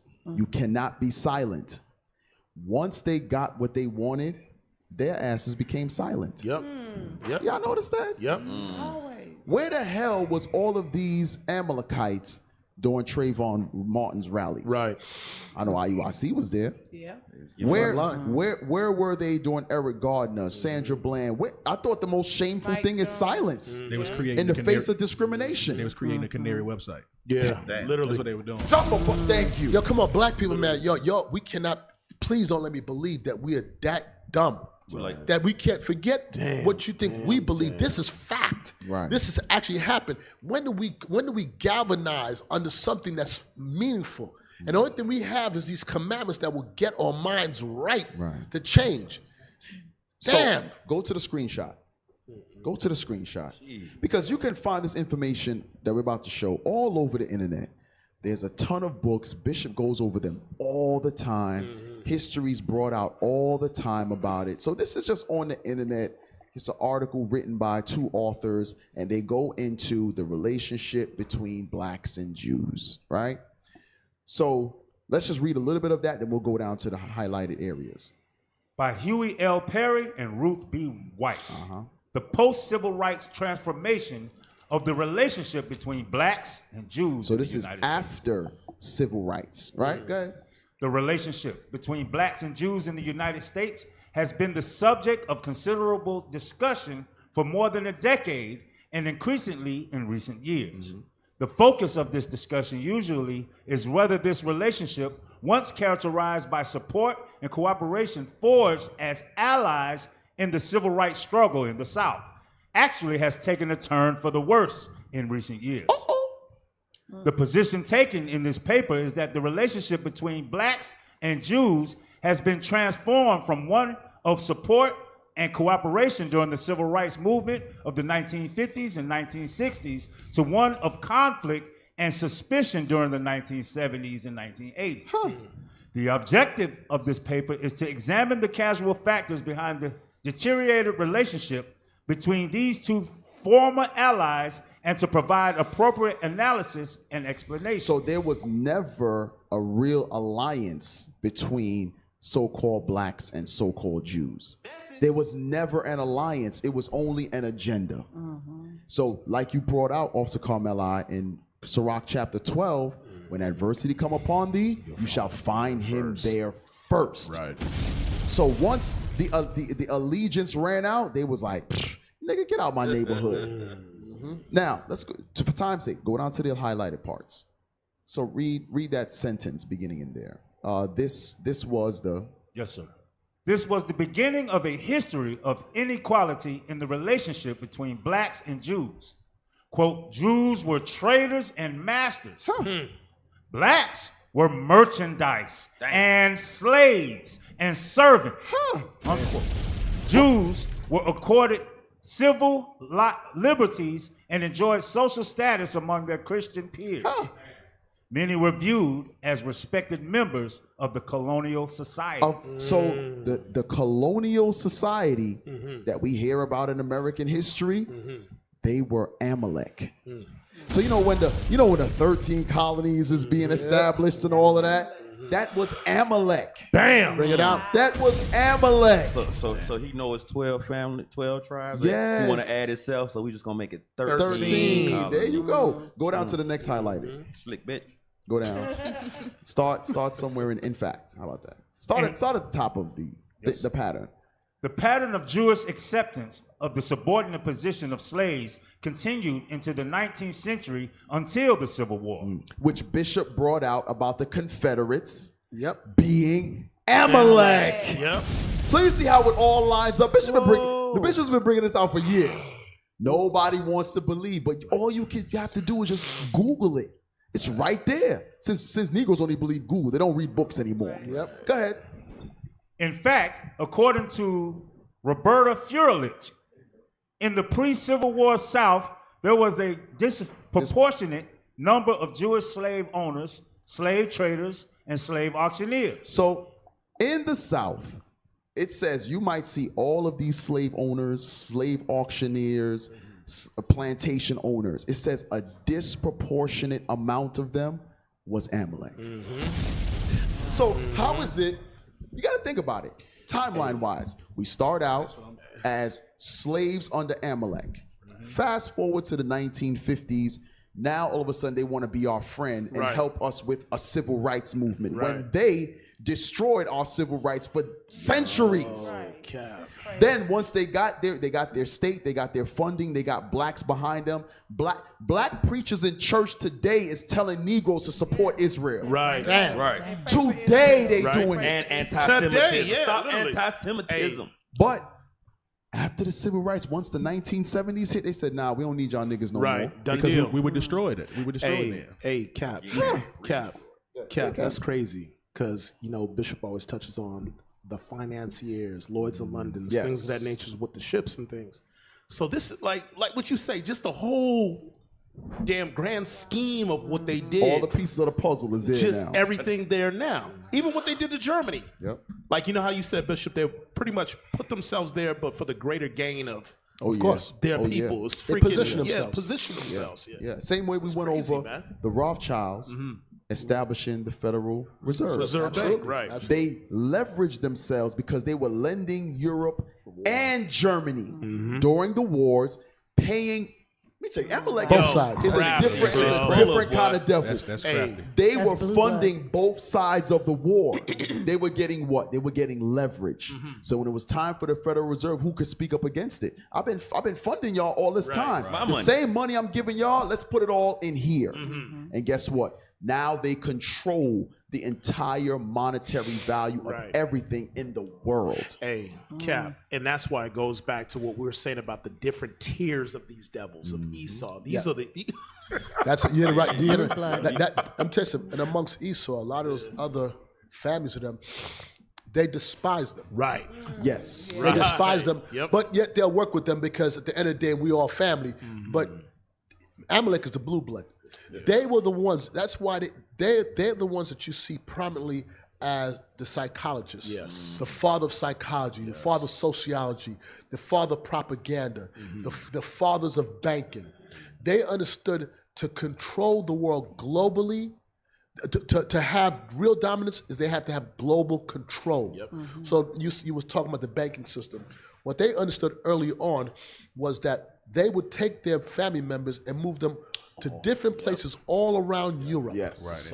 And they never were positioned themselves to be kings of Europe, even though some of them were involved, but that wasn't a big deal to them. They'd be the kingmaker.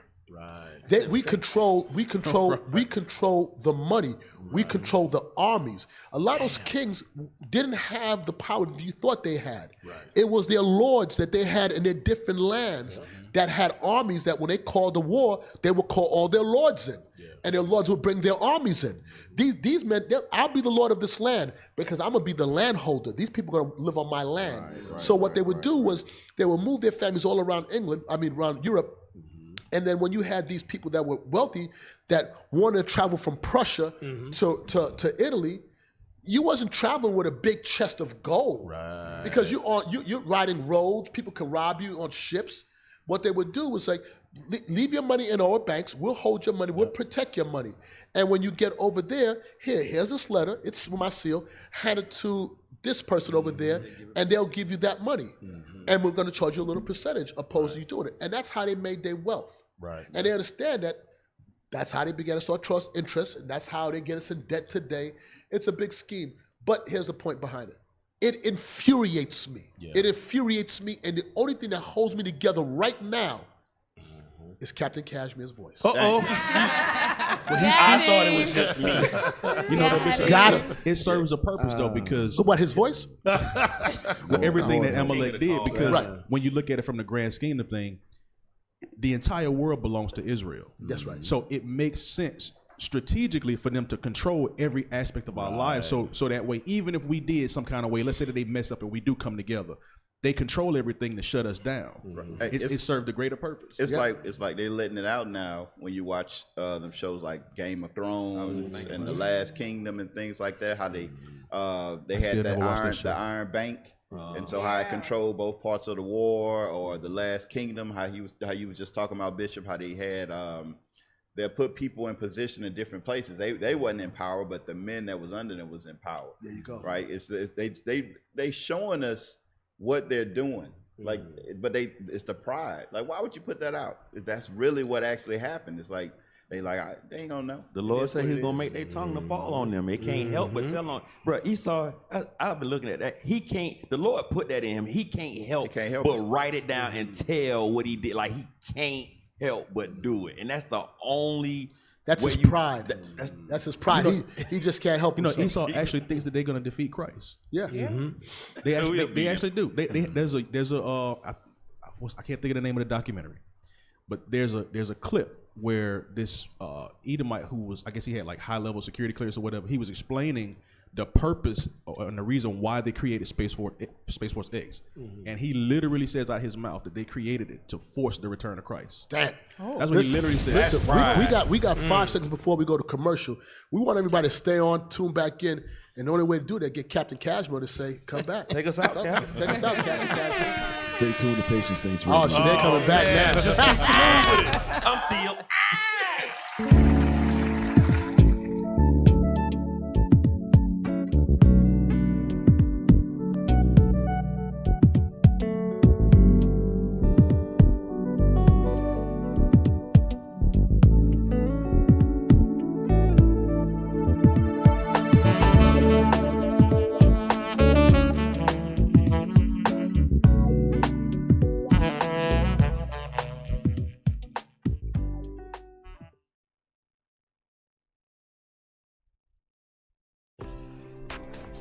Have you imagined the benefits of homeschooling your children in the comfort of your home? Whether your children are elementary age and just learning to read, becoming an effective homeschooling parent is a skill that can be taught and it can be learned. And I'm here to help you on your journey. So please consider Principles Principle. Let Principles Principle help you in your journey.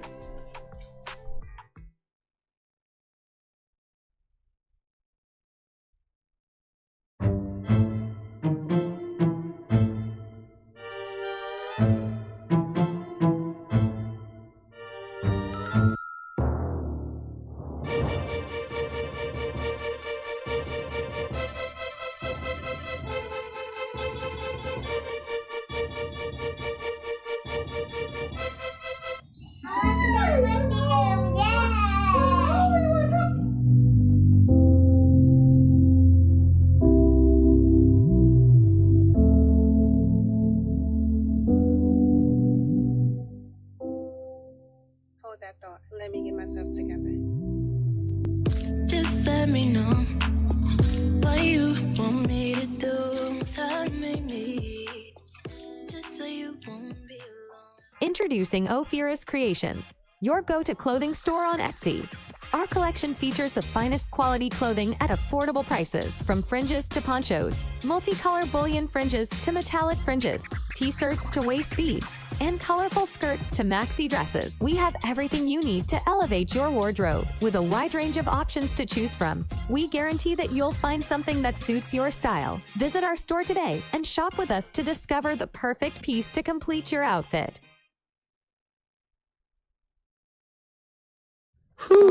I don't think y'all understand how 100% legit this lemon body scrub is from Crowning Scents. Man, it's 2 steps.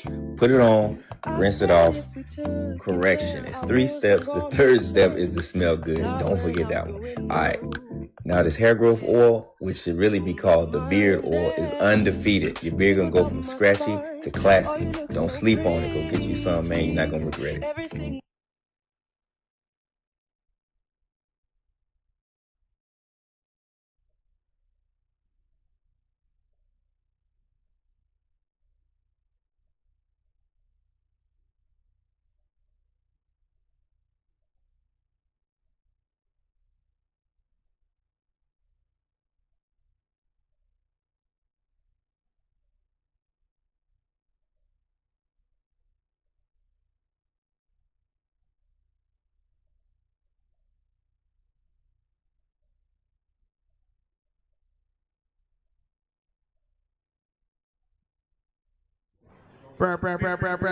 We do our own sound effects here. Oh, there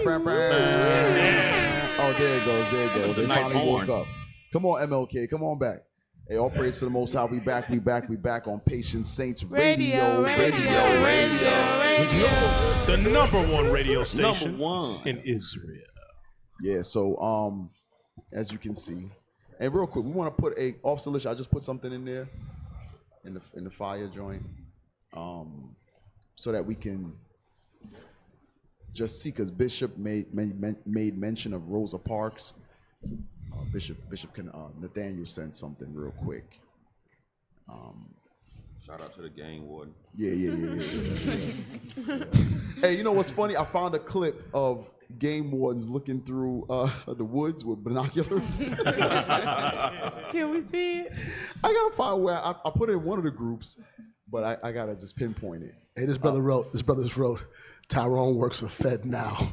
Oh yeah. Facts. That's hilarious. Facts. So what you got? Let's read that. Yeah. Just a little bit. Parks versus LaFace Records. Lawsuit. Yep. Parks versus LaFace Records. 329 was a lawsuit filed by attorney Gregory J. Reed in March 1999 on Rosa Parks' behalf against American hip-hop duo Outkast and LaFace Records, claiming that the group... You got to press Wikipedia. Oh, it's Bishop sent a screenshot. Yeah, find what the lawsuit was about. That's crazy. I think because they used her name in a song. They didn't even use her name. Her name was just the title of the song. That's it. But they didn't use her likeness or anything in the song. I remember that. Yeah, I think it was talk about the back of the bus.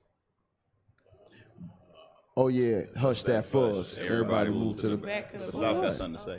But I think it goes along the lines that the Edomite paid her rent all that time, and now she's coming against her own people to sue for what? There it is, right there. Go ahead. Go up. Oh, shucks. The case was dismissed. It's right there, that first paragraph.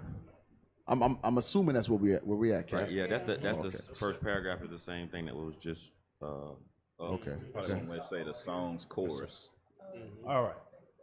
Parks versus LaFace Records was a lawsuit filed by attorney Gregory J. Reed in March 1999 on Rosa Parks' behalf against American hip-hop duo Outkast and LaFace Records. On Rosa Parks' behalf. Go ahead. Claiming that the group had illegally used Rosa Parks' name without her permission for the song Rosa Parks. The most successful radio single of Outkast's 1999 album, Culinary. The song's chorus was Parks' legal defense felt was disrespectful to her is as follows. Hush that fuzz. Everybody move to the back of the bus. Do you want to bump and slump with us? We the type of people make the club get crunk. Hey, that was his jam right there. What? Hey, he couldn't say that. He's been waiting for that moment his entire life. It makes sense because when he rap, he sound like Goody Mob. Yeah, he does. He sound like Goody Mob. Mob. He does. No, it was the The sun goes down. Yo. Hey, but that part at the top though, it said the group illegally used her name. Illegally named without her permission. Hey. So out of all of this, what we got was, what was it, Carmela? That's the message of the day. You know what? I looked at Gregory J. Reed hoping it was going to be Amalek, and I can still say the devil has a whole Negro want to sue a Negro for you. Yeah. Instead of looking at it like a tribute. Yeah. Y'all is the worst. I mean, tribute ain't no tribute. That's the most. Look at that. At the end, it says, we the type of people make the club get crunk. So her name is associated. This woman suffered and fighting for civil rights, whatever you want to call that. Shit, that's inappropriate. I happen to agree. Don't use her name like that. And then guess what? If that's it is, on the law, you could have spoke to her afterwards. We apologize. Hit her off. Y'all made money. Y'all spend money. Y'all, come on, man. I don't see it. And that goes right back to your point that or Esau had to pay her rent. Right. Because Negroes used her name. Yeah, that song wasn't uplifting black people. Right. Hush that fuss. Shut up and sit in the back of the bus. Everybody move to the back of the bus. You don't want to bump and slump with us. We the type of people make the club go crunk. Mama Parks make the club. Come on, man. I happen to agree. We use her name and we diminish her image. I happen to agree with that. But you young folk are different. Right. Hey, go down. Let's see what else it says. Anything else? They dismissed it and The case was dismissed in November 1999 by U.S. District Court Judge Barbara Cloaker Hatchett. Did he say Barbara? Barbara? Barbara. Hannibal. What the hell? Oh! Thinking of the cartoon. Hanna-Barbera. Damn, you taking it back with that too. He's so old. Let's move on, man. Let's move on. I just think it's such a dishonor for a woman who they uphold so highly, like you said earlier, sis, when you said about Malcolm X family, they uphold so highly, and these people, their family is not taken care of. But we tout like we're not the Christian church. I'm sorry, so I'm gonna go back to Christian church. Christian church is the problem. They are the problem. There's no way that woman should have ever wanted.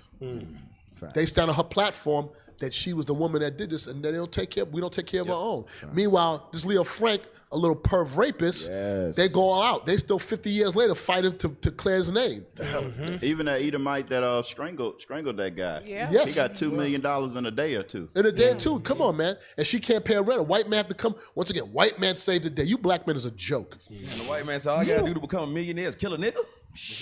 I got $2 million and sell the gun. Right.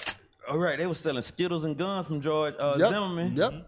That nigga got paid too. He was signing autographs. Come on, Cap. Come on, say something to calm me down. You gotta calm the people down. Let's go back to the list. Here we go. I feel better now. The weighted blanket. Captain Melatonin. Hey, let's go to medical apartheid right there in the middle. I can't see what number it is right there. Let's go there. What the hell is that? The hell's what? His face. Oh yeah, that funny looking Idumean. In 2002, the Avio Core Corporation put an experimental artificial heart. It said in 2002. Keep that in mind. So we fast forward 2002. Go ahead. Avio Core Corporation put an experimental artificial heart into the body of James Quinn, a black man who died. The doctors in charge heralded the experiment as a success because he lived for 9 months, but his wife recalls it differently, saying that his life ended with pain, disappointment, and despair. He was promised a life of mobility, but died tethered to a hospital bed. He suffered a stroke and became brain dead. His heart kept beating by the artificial device inside his body. When we think of experimentation on black bodies in history, we think of the Tuskegee experiments. We do not think of the year 2002. This true story comes from Harriet Washington's book, Medical Apartheid. It is full of such horrific details that I have to keep putting it down because it's too hard to read. A few pages later, she talks about artificial blood, an experimental technology that gets used more in African American hospitals. This artificial blood had a associated 49% higher death rate. 2 quotes. However, no media outlets asked another important question. Should self-contained artificial hearts become FDA approved and go on the market with a hefty price tag? Will African Americans be able to afford them? Or will they be shut out of the technology that they helped perfect? We started to cover this conceptually when we talked about the immortal life of Henrietta Lacks. The cells of hers that were taken without permission saved countless thousands of lives. And yet, the very treatment that her body helped perfect is financially inaccessible to her own descendants.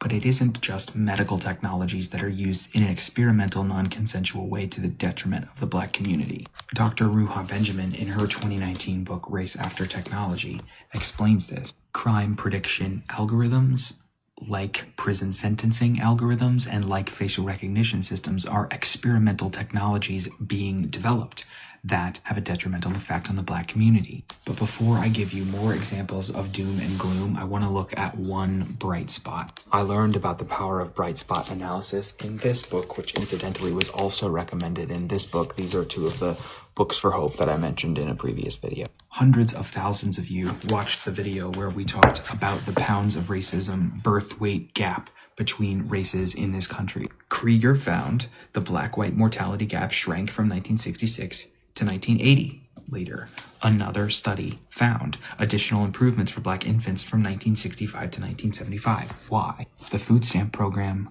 Medicare, and the war on poverty. And then it got worse again because of Reagan. Policy matters. Damn. So, when you look at all the manners of evil in the earth, yes, there is a common denominator, and that's Esau. Mhm. So, if any of you that don't have that book, Medical Apartheid, it would behoove you to get it.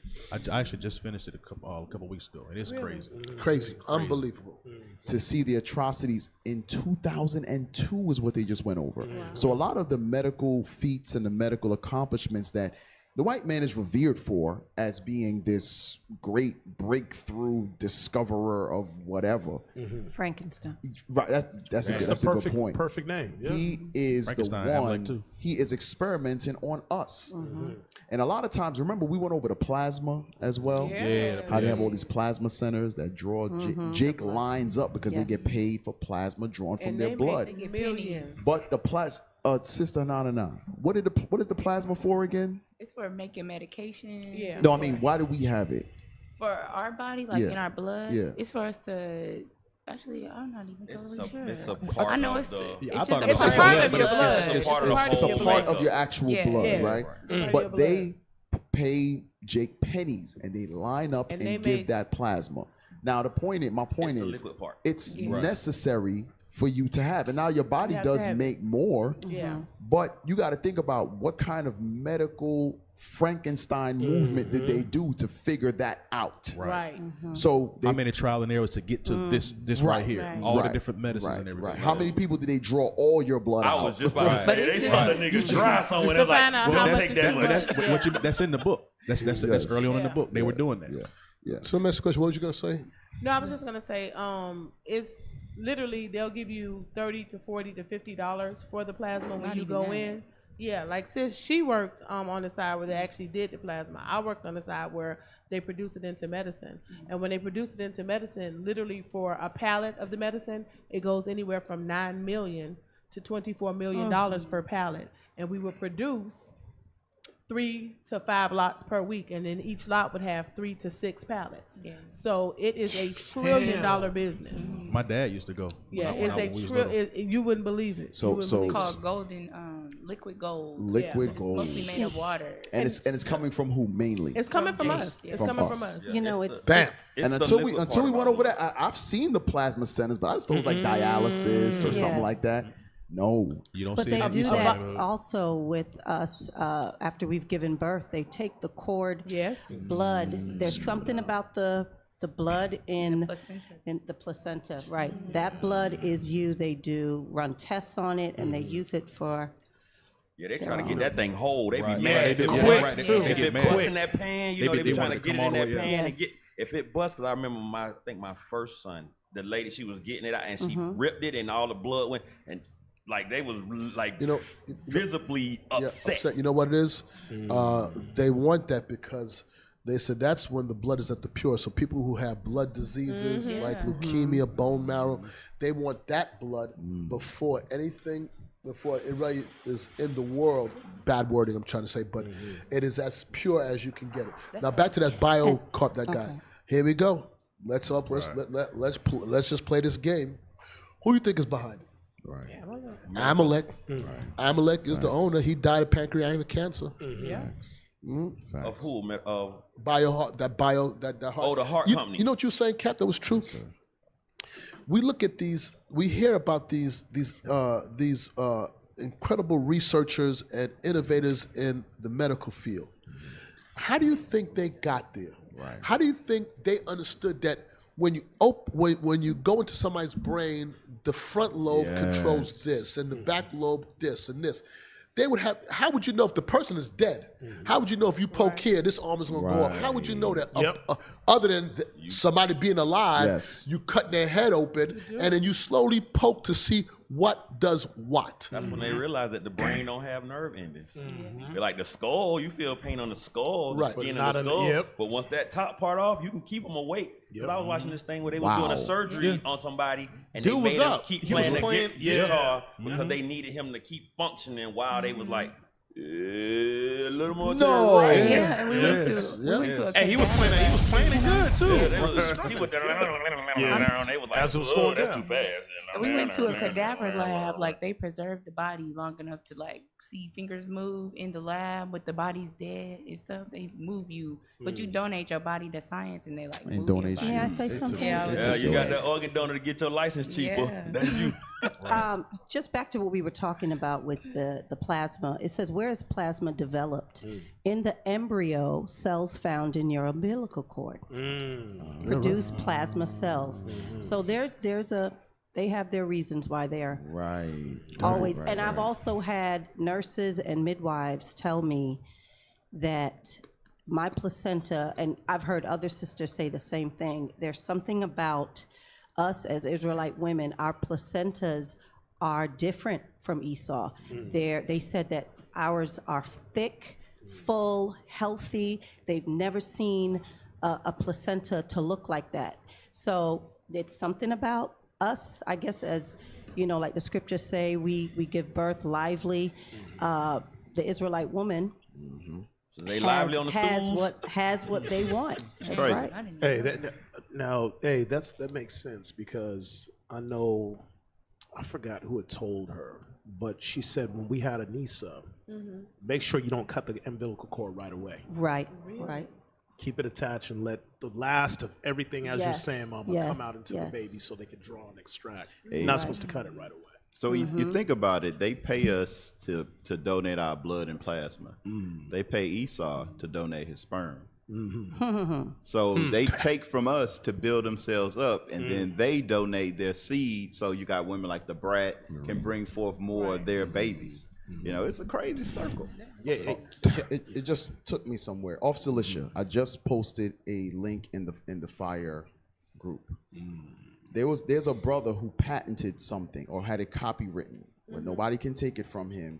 He has medical proof about our DNA strands over all the other nations. Really? Right? So now, because science, this is their science. This is their science that they revere, right? Let's play this real quick because we're talking about medical stuff. Copyrighted in 1996. All right. What it said is this, and this is the mind-blowing part. It said that when they tested the orangutan, they found out he only had 3 DNA series. When they tested the gorilla, they found out the gorilla has 4 DNA series. He's a little smarter than the orangutan. They tested the chimpanzee, which is an ape, and found that he had 5 DNA series. Then they went all into the different races of the world. They went into Europe and tested the DNA series of the English, the French, the German, the Spanish, the Russians, and found they had 6 DNA series. Then they put all of this, what they found from around the world, on a map. And this map really is called the intelligence map of the world, because they tested 116 different human groups and found their DNA series numbers. All of them, all over the world, have 6. And they put the numbers in form of a little flag that you can see on this map. These little flags have a color. And they show, oh, this is upside down. I'm sorry. Yeah. And they showed that the English have only 6, and all into Europe, only 6. Went over into Japan and China, and they only have 6. over into America was a predominantly European, and they only have 6. Then they came to Africa, and they came to the part of Africa. Now, all the rest of them, they put in little flag colors. Those flag colors are orange, red, if you notice. But when they came to Africa, found out that the African people have 9 DNA series. From here, just below the Shanghai Empire, down to the foot of Africa. All those 10 nations, of which African Americans descended from one of them. We have 9 DNA series, the greatest possibility of genius in our group. Now it's answered this age-old question. How can a people survive being told they're nothing for 400 years, never allowed to learn that they came from beautiful cities and told they came from a jungle? How could a people survive? How can a people become champions in everything they touch? Because they have 9 DNA series, while sir, the rest of the world. I thank you, sir, for your research and your deep studies. And you ask how? It's because they have 9 DNA series. Let's have Deuteronomy 7:6. Let's explain it. Now, this is, I remember Bishop Nathaniel went over Henrietta Lacks years ago. The Edomite just mentioned it in that video. They took her cells in order to cure many things, and they use it primarily for cancer research. They can't understand how her cells are able to replicate the way that they are. It's like nothing they've ever seen before. Right. So they still use her pattern to this very day, right? Deuteronomy 7:6. Deuteronomy 7:6. Come on. For thou art an holy people unto the Lord thy God. The Lord thy God has chosen thee to be a special people unto himself, above all people that are upon the face of the earth. They're only showing it scientifically. We're showing it because God said so. That's right. God said the way, and he made mention, he said this is where so-called African Americans derive from. All of that Western crest is where we came from. That's where we were housed and built cities. That's where the slave ports left. Those are the slave ports built and took our people from to the Americas, to Brazil, to the Caribbean, so on and so forth, to the 4 corners of the earth. But the point is, God said from the inception of the children of Israel, he made them greater than everybody on the face of the planet. That's right. Our people today, they trust in Esau's science. They want to be like them. They want to be so-called critical thinkers, astrologers, things of that nature. All you have to do is learn from the godly men keeping the commandments of God that can teach you what God has said. And it won't be any confusion. It won't be any, I had to get this copywritten document from 19 whatever. You don't have to do that. All you got to do is keep the commandments. That's right. God told you that you are special people unto him, above all nations. And here's one of the biggest mistakes we make. Verse 3. Right. Deuteronomy 7:3. Neither shalt thou make marriages with them. That's one of the problems. God said, I made you special, and you want to go make marriages with these people. Right. They're not like you.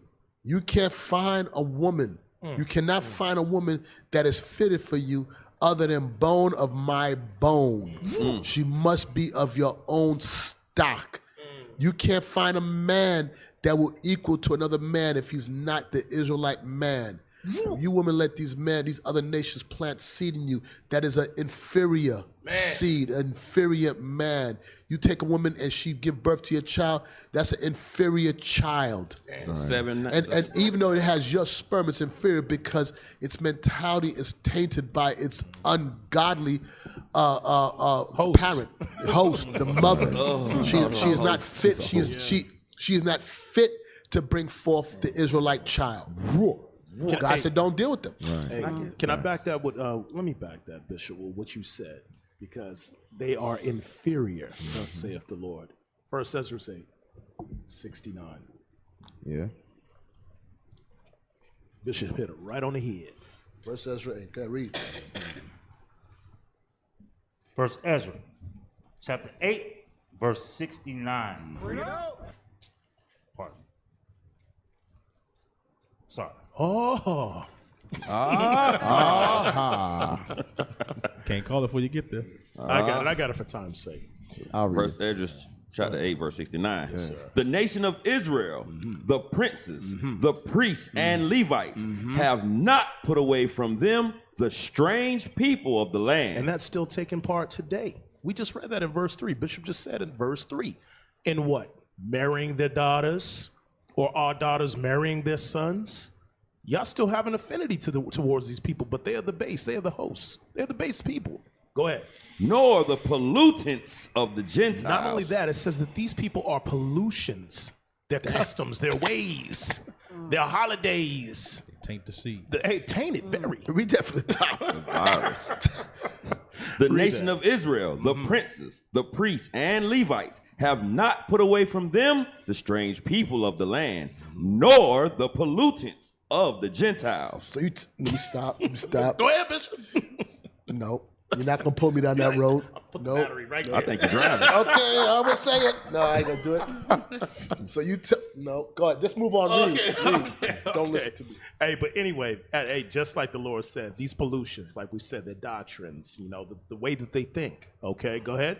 To wit of the Canaanites. The Canaanites, those are your Africans. Hittites. Africans. Parasites. Jebusites.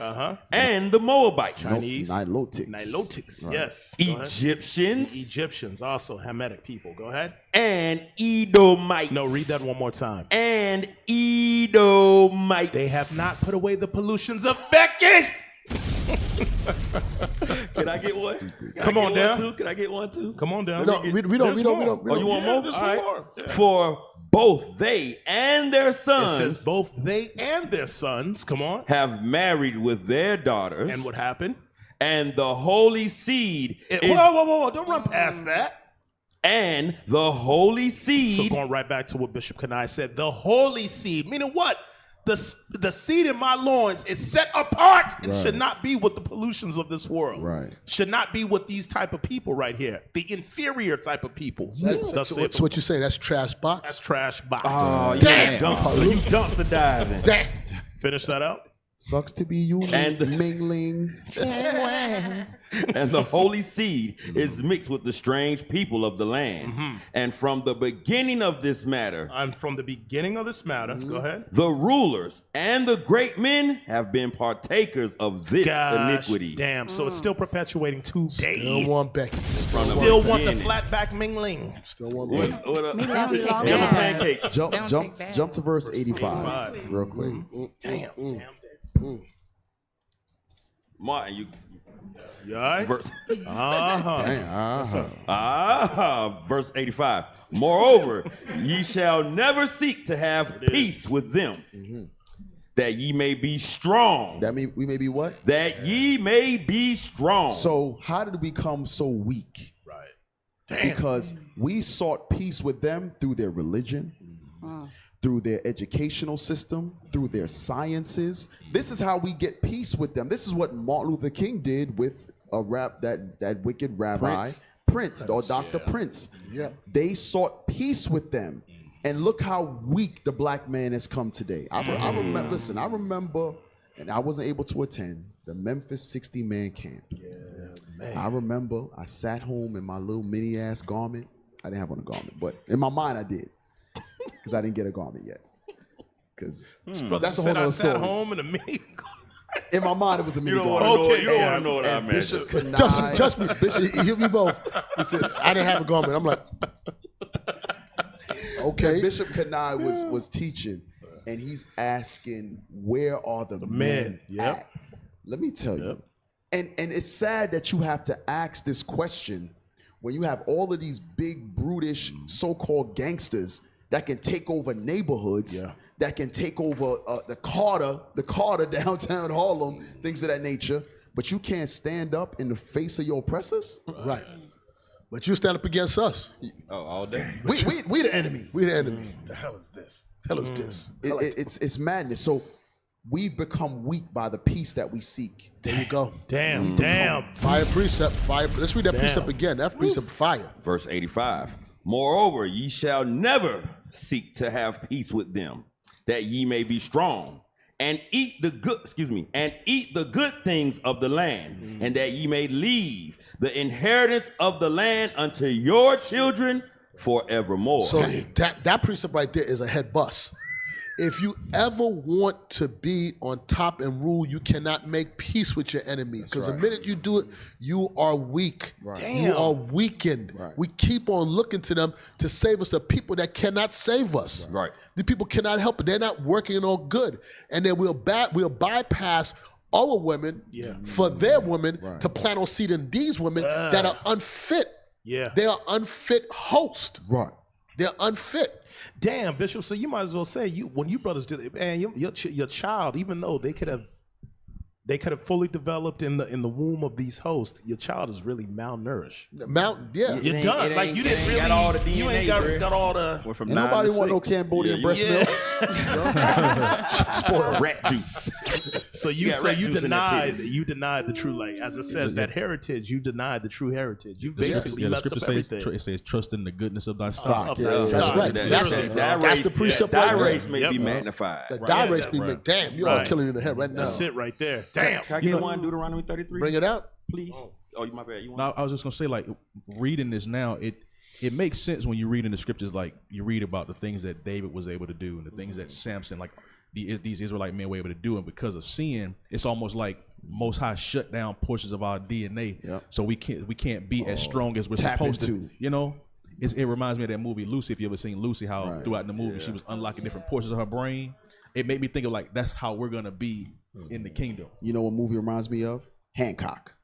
Right. He wouldn't mess with that white woman. Get to the white woman. Hancock was the most powerful until on the earth until he started. The closer he got to the white woman, is the weaker he became. Damn. That's the scripture.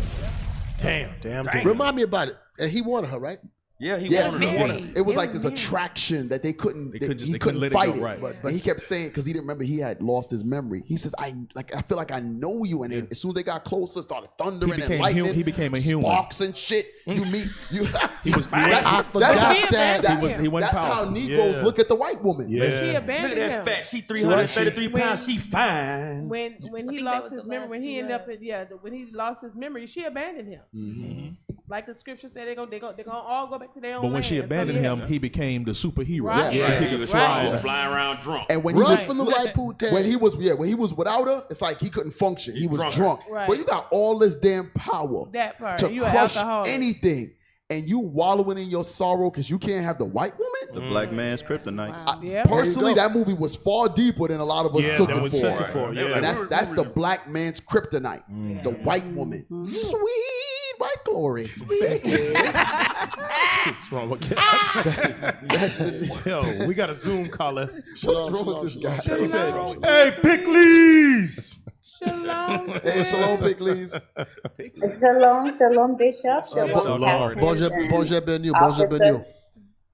Excuse me, sir? Bonjour, bienvenue. She Benji, Bishop. No, she's Levi. Parle Creole. Benji. She Benji that lives with Levi. Benji. You Benji? Okay. Now she Grew American. up Levi, but I'm Benjamin. Parle Creole. Yeah. Okay, bonsoir, Bishop. Okay, Bonsoir. bonjour. Benjamin Benu. Merci en pile. Okay. Okay, because I remember her talking. I'm sorry, Captain Arby. I apologize live on the air. I thought she was Levi. I'm sorry. Forgive me, y'all. It's okay. I grew up Levi, but I'm Benjamin. Good. But you speak the language fluently. Yeah, she lived with Levi. Excuse me, sir? You speak the language fluently. Creole. Yes. Well, if I go to Haiti, I will consider I speak like an American to them. But like you got Spanglish? Just like Deacon Laba. Yeah, Just like Deacon Laba. So here's the thing. We was in camp teaching, and Laba was going in. You know, I don't speak the language, so I was trying to get in. And Levi over there was laughing at him. They was laughing at him because he don't speak it. Because he was saying St. John's, and he said verse de track. and I'm looking, so, I don't know. But the people was laughing so hard, and me and Bishop, look at this guy. He can't even speak the language. Oh, man. So how you doing, sis? Yes, sir. So all praises. Shalom to all my sisters and Mama Paria. It was a pleasure meeting you and giving you a hug. I did not get to meet Bishop, but your presence was all that matters. All praises. All So, praises. all praises. I had just had 2 comments regarding the DNA and the Passover. I'm gonna start with the DNA.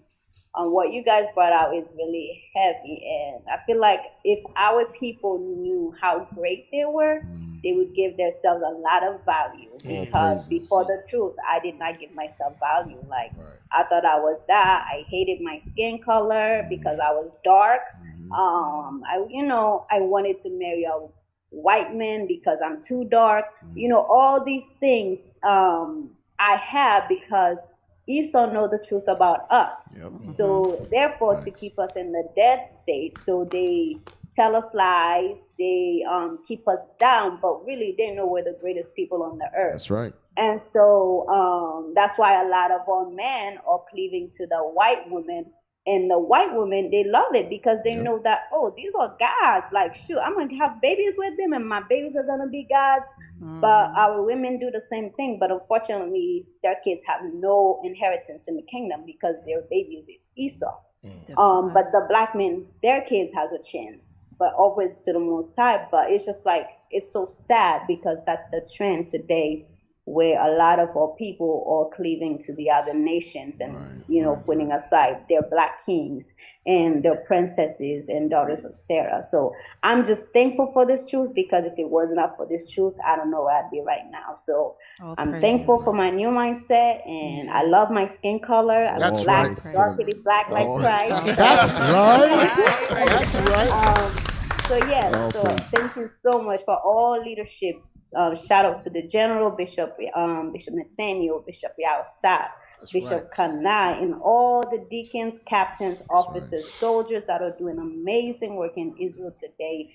And we know it's putting your lives in danger, but you don't care about that because you care about Most High God and His people. That's and we really appreciate you guys. That's so thank you. We appreciate you. All praises. All praises. It's good to hear that. Sis, your testimony is beautiful because you are an example of a mind that has been transformed by God's laws. So all praises for that. All praises to the Most High. I was just thinking the same thing, Mama Paria. I was thinking all the same thing. praises. That sister got she articulated that very well, very clear. Right. Now I was thinking about him. I was trying to figure out why he holding his head down. Yeah. And being very honest with a lot of our women have felt that way, if not still feel that way. Those that are not repented, that is. You can smile. You know what's so heavy? He passed up. You know what's so heavy? Sis, how old are you? Just going off the mindset, how old are you? Oh, I'm 23, sir. Look at God. Baby. Won't He do it? So young. Look at that. God. Look at that. Look all at that. Praises. All praise. Yeah, and my last comment was just I wanted to say for Passover, we were talking about the food earlier. The food was great. I had gotten the chicken, but when I went to the kitchen, because I was in the cleaning team, I went to the kitchen to wash dishes. And so we had lots of leftovers. And I was like, oh my goodness, that beef is the bomb. That's right. Oh my goodness. I perceive so you I are a had prophetess. pleasure. Excuse me, sir? No, I was just saying you're a prophetess. Oh, yes, the beef was the bomb. I had to take extra to the hotel with me and ate it all up. So, yes, we had a great time. I was in the kitchen with Bishop, but it was an honor again. Cleaning after you prophets, after you men. We were like, there's nothing better serving you men. I love a woman that will clean up after. There you go. There you go. I love it. Don't talk. Just do dishes, baby. That's it. I got the rest. Thank you so much. All praise. All praise. Thank you for your call, sis. That's all I had to say. Thank you very much. All praise. Man, don't you like women that clean up behind you? Yes, sir. Yeah. Yes, sir. There's some dishes over there, girl. Yes, sir. Don't Don't complain about the dish because I put the food on it. Right. Just wash it. Ain't nothing like a clean house. Like that. It makes my heart warm. Yeah. Man. Yes. That's what makes me feel fuzzy. Warm and fuzzy.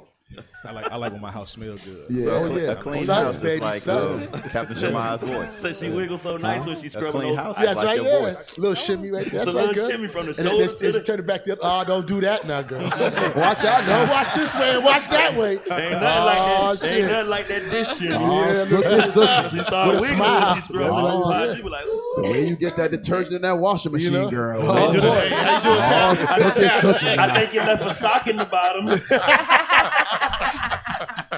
Oh, praise. Go get that sock. A house well ordered. Cleaning can be therapeutical, actually. Cleaning. Therapeutic, yeah. Yeah. It can All be. praises. All praises. JJ. Yeah, I didn't know that, but all praises. Hey, JJ. Shalom, sister. Hey, you back? Wake up. Is that not my girl right there? Yeah. That my girl? Yeah. All praise. Well, we got therapeutic. Let's. Oh, I had a script I want. Oh yeah, go ahead. Deuteronomy. Yeah, 33. I like that one. Deuteronomy. And this go with what the sister was saying. To like kind of for me, kind of how to wrap the whole thing in a nice little package. Go ahead. Deuteronomy chapter 33, verse 29. Happy art thou, O Israel. Like the sister said, a lot of us have to see the value in ourselves when the Most High has allowed us to understand who we are and where we are, and everything that we got to do, the whole grand scheme of it. Read. Right. Who is like unto thee, O people saved by the Lord? This is the Deuteronomy 7. We are not like anything else on this planet. And he said that's something to be happy about. Right. Whether it be they science that say you got more intelligence through your DNA strand, or you could be outside, or just the fact that guess what? You have been a chosen people that have been chosen to be the people of God, and then to be able to understand his word when the rest of the world got no idea what's happening. Mm-hmm. Read. The shield of thy help. Uh-huh. And who is the sword of thy excellence? He said, our God is our help, and he is the manufacturer of this great thing that we are. Right. Bro, this is something to be happy about at all times. So like the sister said, to have that pride in yourself and that understanding, and to have value and understand your own value based on the attributes that the Most High God has given us, bro. That thing is outstanding. Read. And thine enemies shall be found liars. Those lies that we all the same, it is going to be exposed. We not like you. Right. We not like nobody else on this planet, whether it be our physicalness or our spiritualness. We are not the same. Read. And so we do ourselves a disservice by trying to be like everybody else. You dumbing yourself down. You scared to be great. Right. So God put you up here above all people. You debase yourself to be like them. For they lie. Damn. You fell for they lie of we all the same. Mm-hmm. Meanwhile, they're trying to be over you while telling you we're all the same. Right. Yeah. We all the same. We all bleed red, but your blood is a little thicker than my blood. Right. But and I'm not going to tell you. Right. I'm not going to tell you. I'm just going to tell you we all the same, but your placenta is heavy. So why the hell you want my plasma? Yeah. We all come from monkeys, but your DNA strand is closer to the monkeys than ours. It is. Yo, that book, just now that y'all mentioning it, hey, that medical apartheid, brothers and sisters, get that book. Is that also medical mafia? There's a ton of books on the medical field. You finished that, officer? Read out. I finished that. And thou shalt tread upon their high places. And when it's all said and done, bring it out. Bishop say we gonna put slow, constant pressure. That's right. We ain't gonna stomp. We ain't gonna jerk. It's gonna be slow, constant pressure till we hear that snap. You see them eyes are fluttering. Like a compression. Right. Yeah.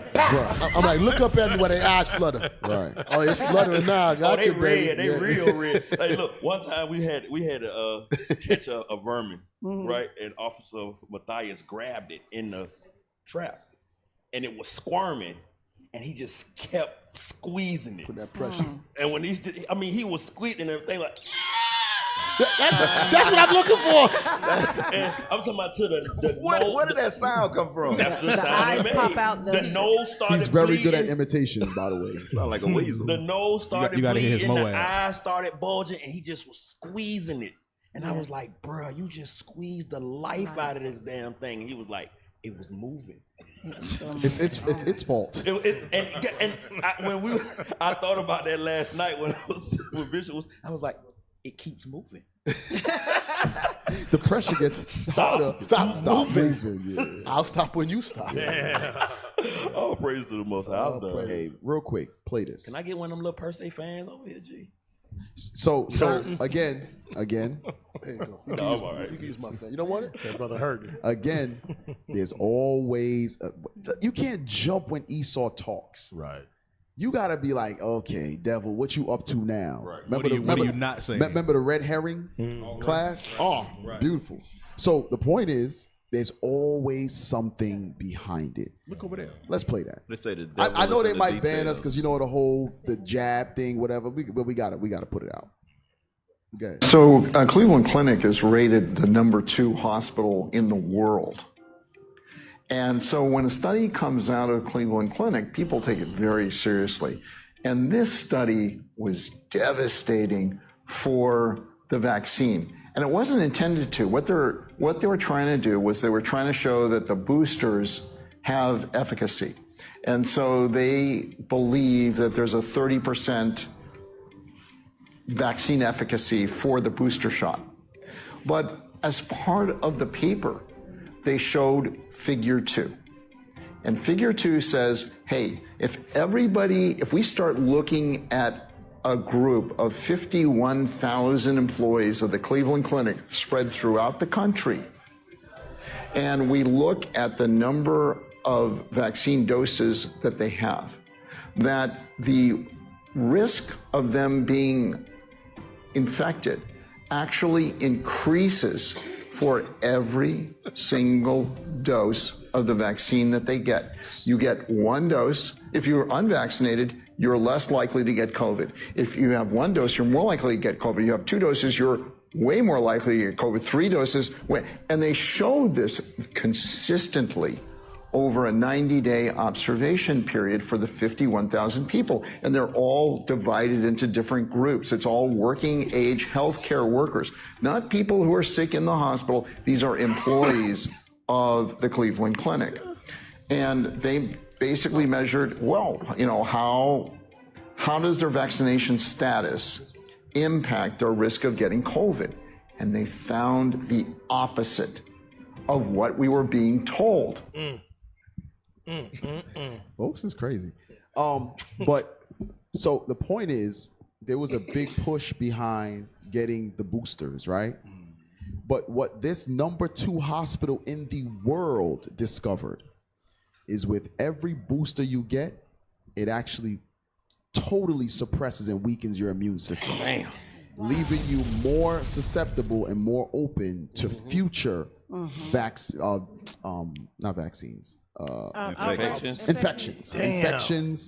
COVID. And here's the thing, remember, COVID is a strand of like SARS, what's the other one? Ebola, the flu. They're all the same family. So it's not just you're more susceptible to COVID, you're more susceptible to all of those strands. So with each booster that you get, you're at a higher risk to get it going forward. Damn. So if you got 2, 3, 4 booster shots, this hospital found, and it said it shattered the medical industry with what they found as far as what the boosters do to your body. So right back to Sirach chapter 12, verse 17 again. And you got to think, why did they? And there's that show. What is it called again? When he said, we created the virus and the vaccine, and everybody lined up for it. Euphoria. And I saw that, and I was like, yo. So people think that taking the booster shots, it's to lessen your chances of getting COVID. Yes. My poor mother, she took it thinking, oh, I'm good. I'm going to take my boosters. I said, Mom, she took it. She's been taking it, and now she just got over COVID. Damn. She had COVID a few times. Hey, I'm just of the rule of the thumb. Just my rule of thumb. I ain't no doctor. Anything Esau's pushing, I don't trust. Yep. I just don't That's it. trust. That's just common sense. I just don't trust. That's You know, nah. There's no way you're gonna tell me you haven't solved the cure for the common cold. Right. But in 12 months you got nah. I'm not there's no listening. way. Come on, Boy, ain't no way, boy. Boy, you got to be crazy. It don't make Boy, sense no to way, me boy. because everybody got different chemical makeups. So Yeah, how right. do you have one shot that can just fix everybody? It So I doesn't work that way. So I rolled up. I was never gonna take the shot, but I rolled up to go take a COVID test one time. I rolled up. They had a CVS that closed down. They made it into a Yes, center. I've seen those. So I thought you go through the drive-through. Go to the drive-through. Said, "No, you got to go around the front." So I pulled up the front, and I saw the door open. There was nothing in there but a table way in the back, and I saw two Jakes walking out.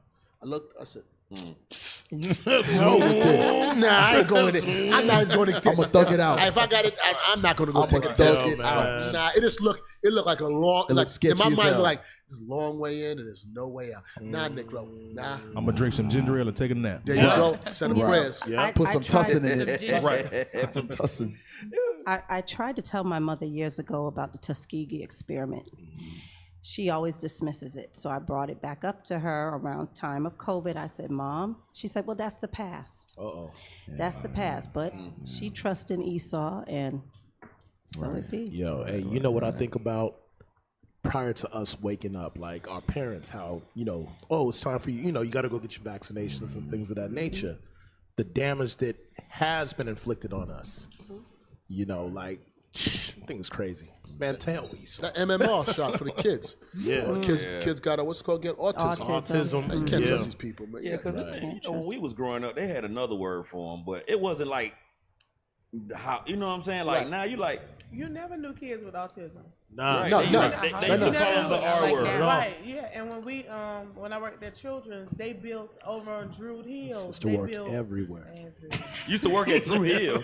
No, Children's. I know what you're You was thinking. background for Cisco. Children's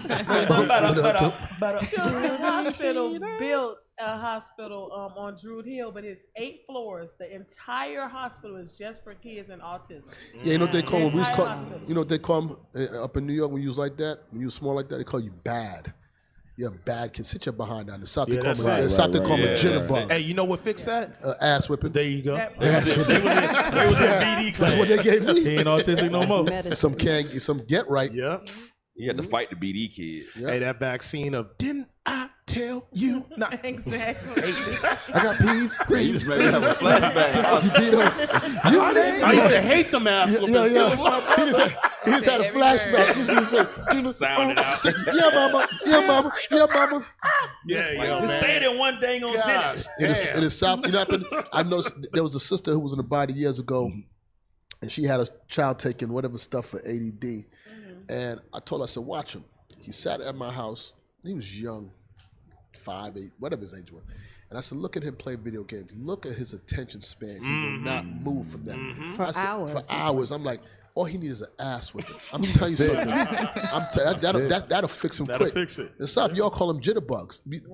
Listen, a lot of times children behave like that or they seem like that because a lot of it is just not a well-balanced diet. Yeah. You start their morning off with sugar smacks and stuff like that. Send them to school. Of course, he's going to be bounced off the wall. He's not eating a well-balanced meal. They go to school with a pocket full of Now Laters and Jolly Ranchers, and they go to class. What you expect them to be bounced off the wall? You know? You start with a peanut butter and jelly, high fructose corn syrup to start your day. Not to mention that up until about 9 years old, children, especially boys, all of their learning is learned through play. Yeah. They learn everything through playing. Yeah, my kids learn through ass whipping.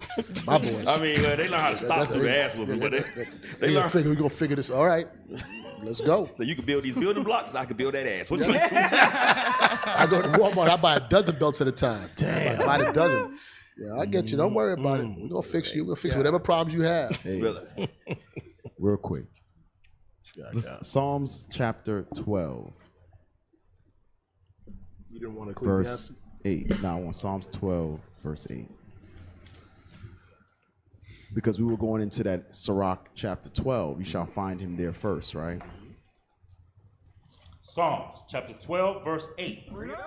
The wicked walk on every side. And when the vilest men... No, it say and.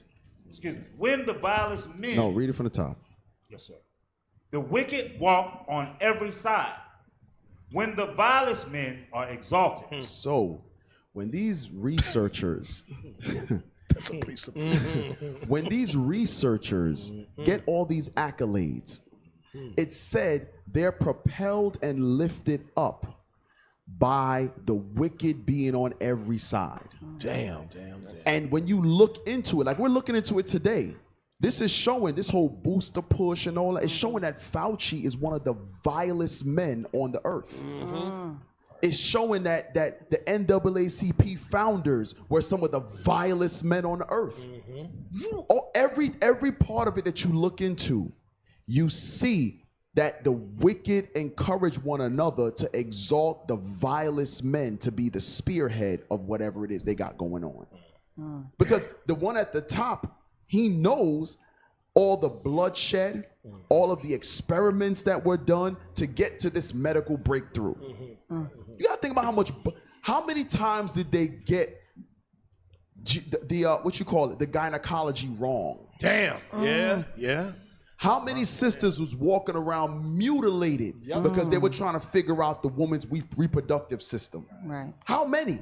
A chainsaw was invented from them using A bone it to, saw. It was something used for gynecology first. It was a bone saw. No, you joking? Yeah, the bone saw. And then they're like, this probably be good for cutting down trees. Was that before anesthesia was? That used to go in women's created? vaginas? Bro, these people did all kind of stuff, man. You cut the A baby. lot of it is in it. The thing that they use for to open it up. For the dilation, forceps. The little duct thing. Forceps, clamps. The little duct thing that they use. To open up the cervix, the pap smear. That thing used to be a torture device. Yeah, it was called like a death pair. They would spin it. It was called a death pair. But they used to use it on men. Yes. They used to use it on men, so they would put it in his behind and just stretch it out. All right. In Oklahoma. But it's like, it's what Cap saying. It said when they exalt the violence. Bishop, I couldn't resist. Oklahoma, what you say?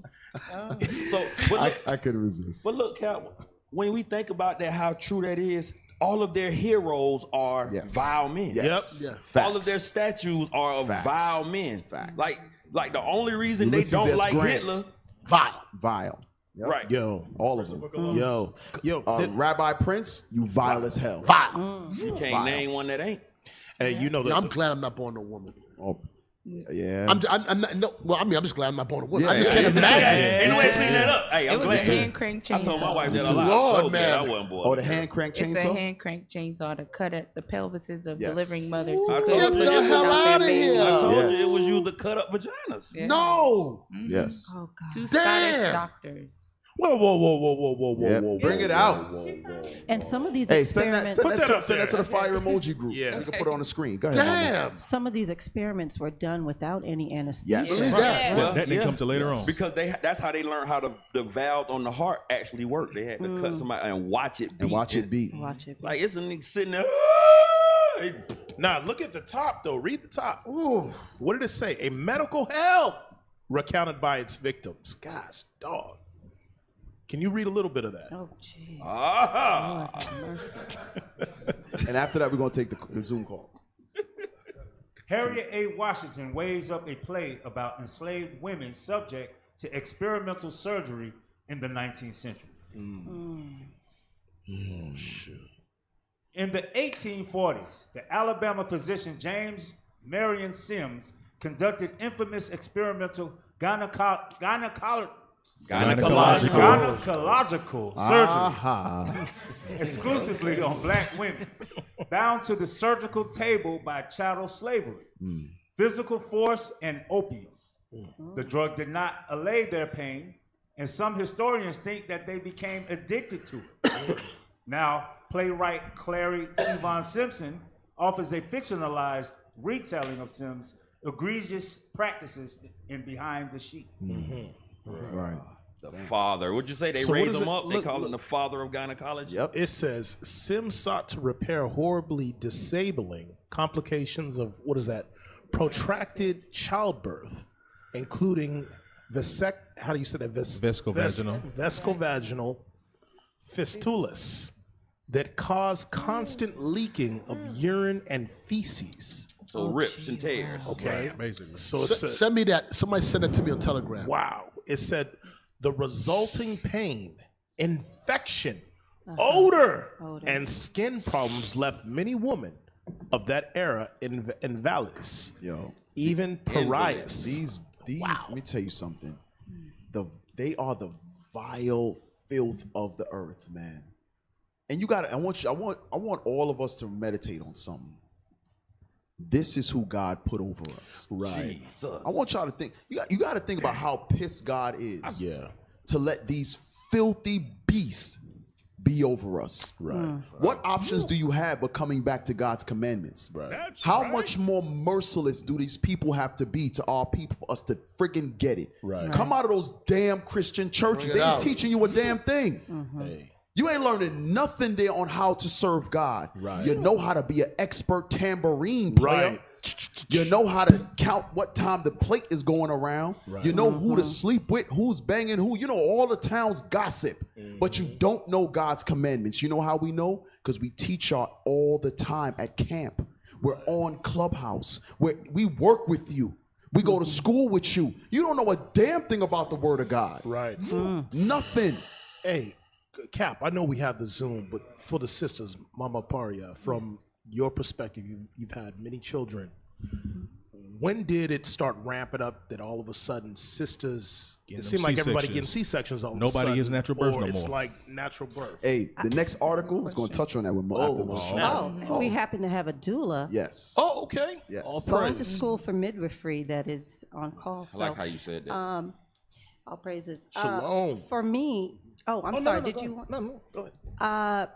Not educating myself at first and knowing the risks and knowing my rights as a patient. I started to do more research, I think after probably having children number 4 or so. And of course, having them in the hospitals, not knowing my rights, I often, would question things, and they really kind of went about it in a roundabout way, but it wasn't until I started reading up on things and then looking into having a midwife. And could you go back and repeat the question one more time? I don't want to stay off track. No, basically just asking, you have the experience to be able to teach it. So the basically what we've been seeing a lot more now is the force, like the hospitals forcing these sisters, you need a C-section.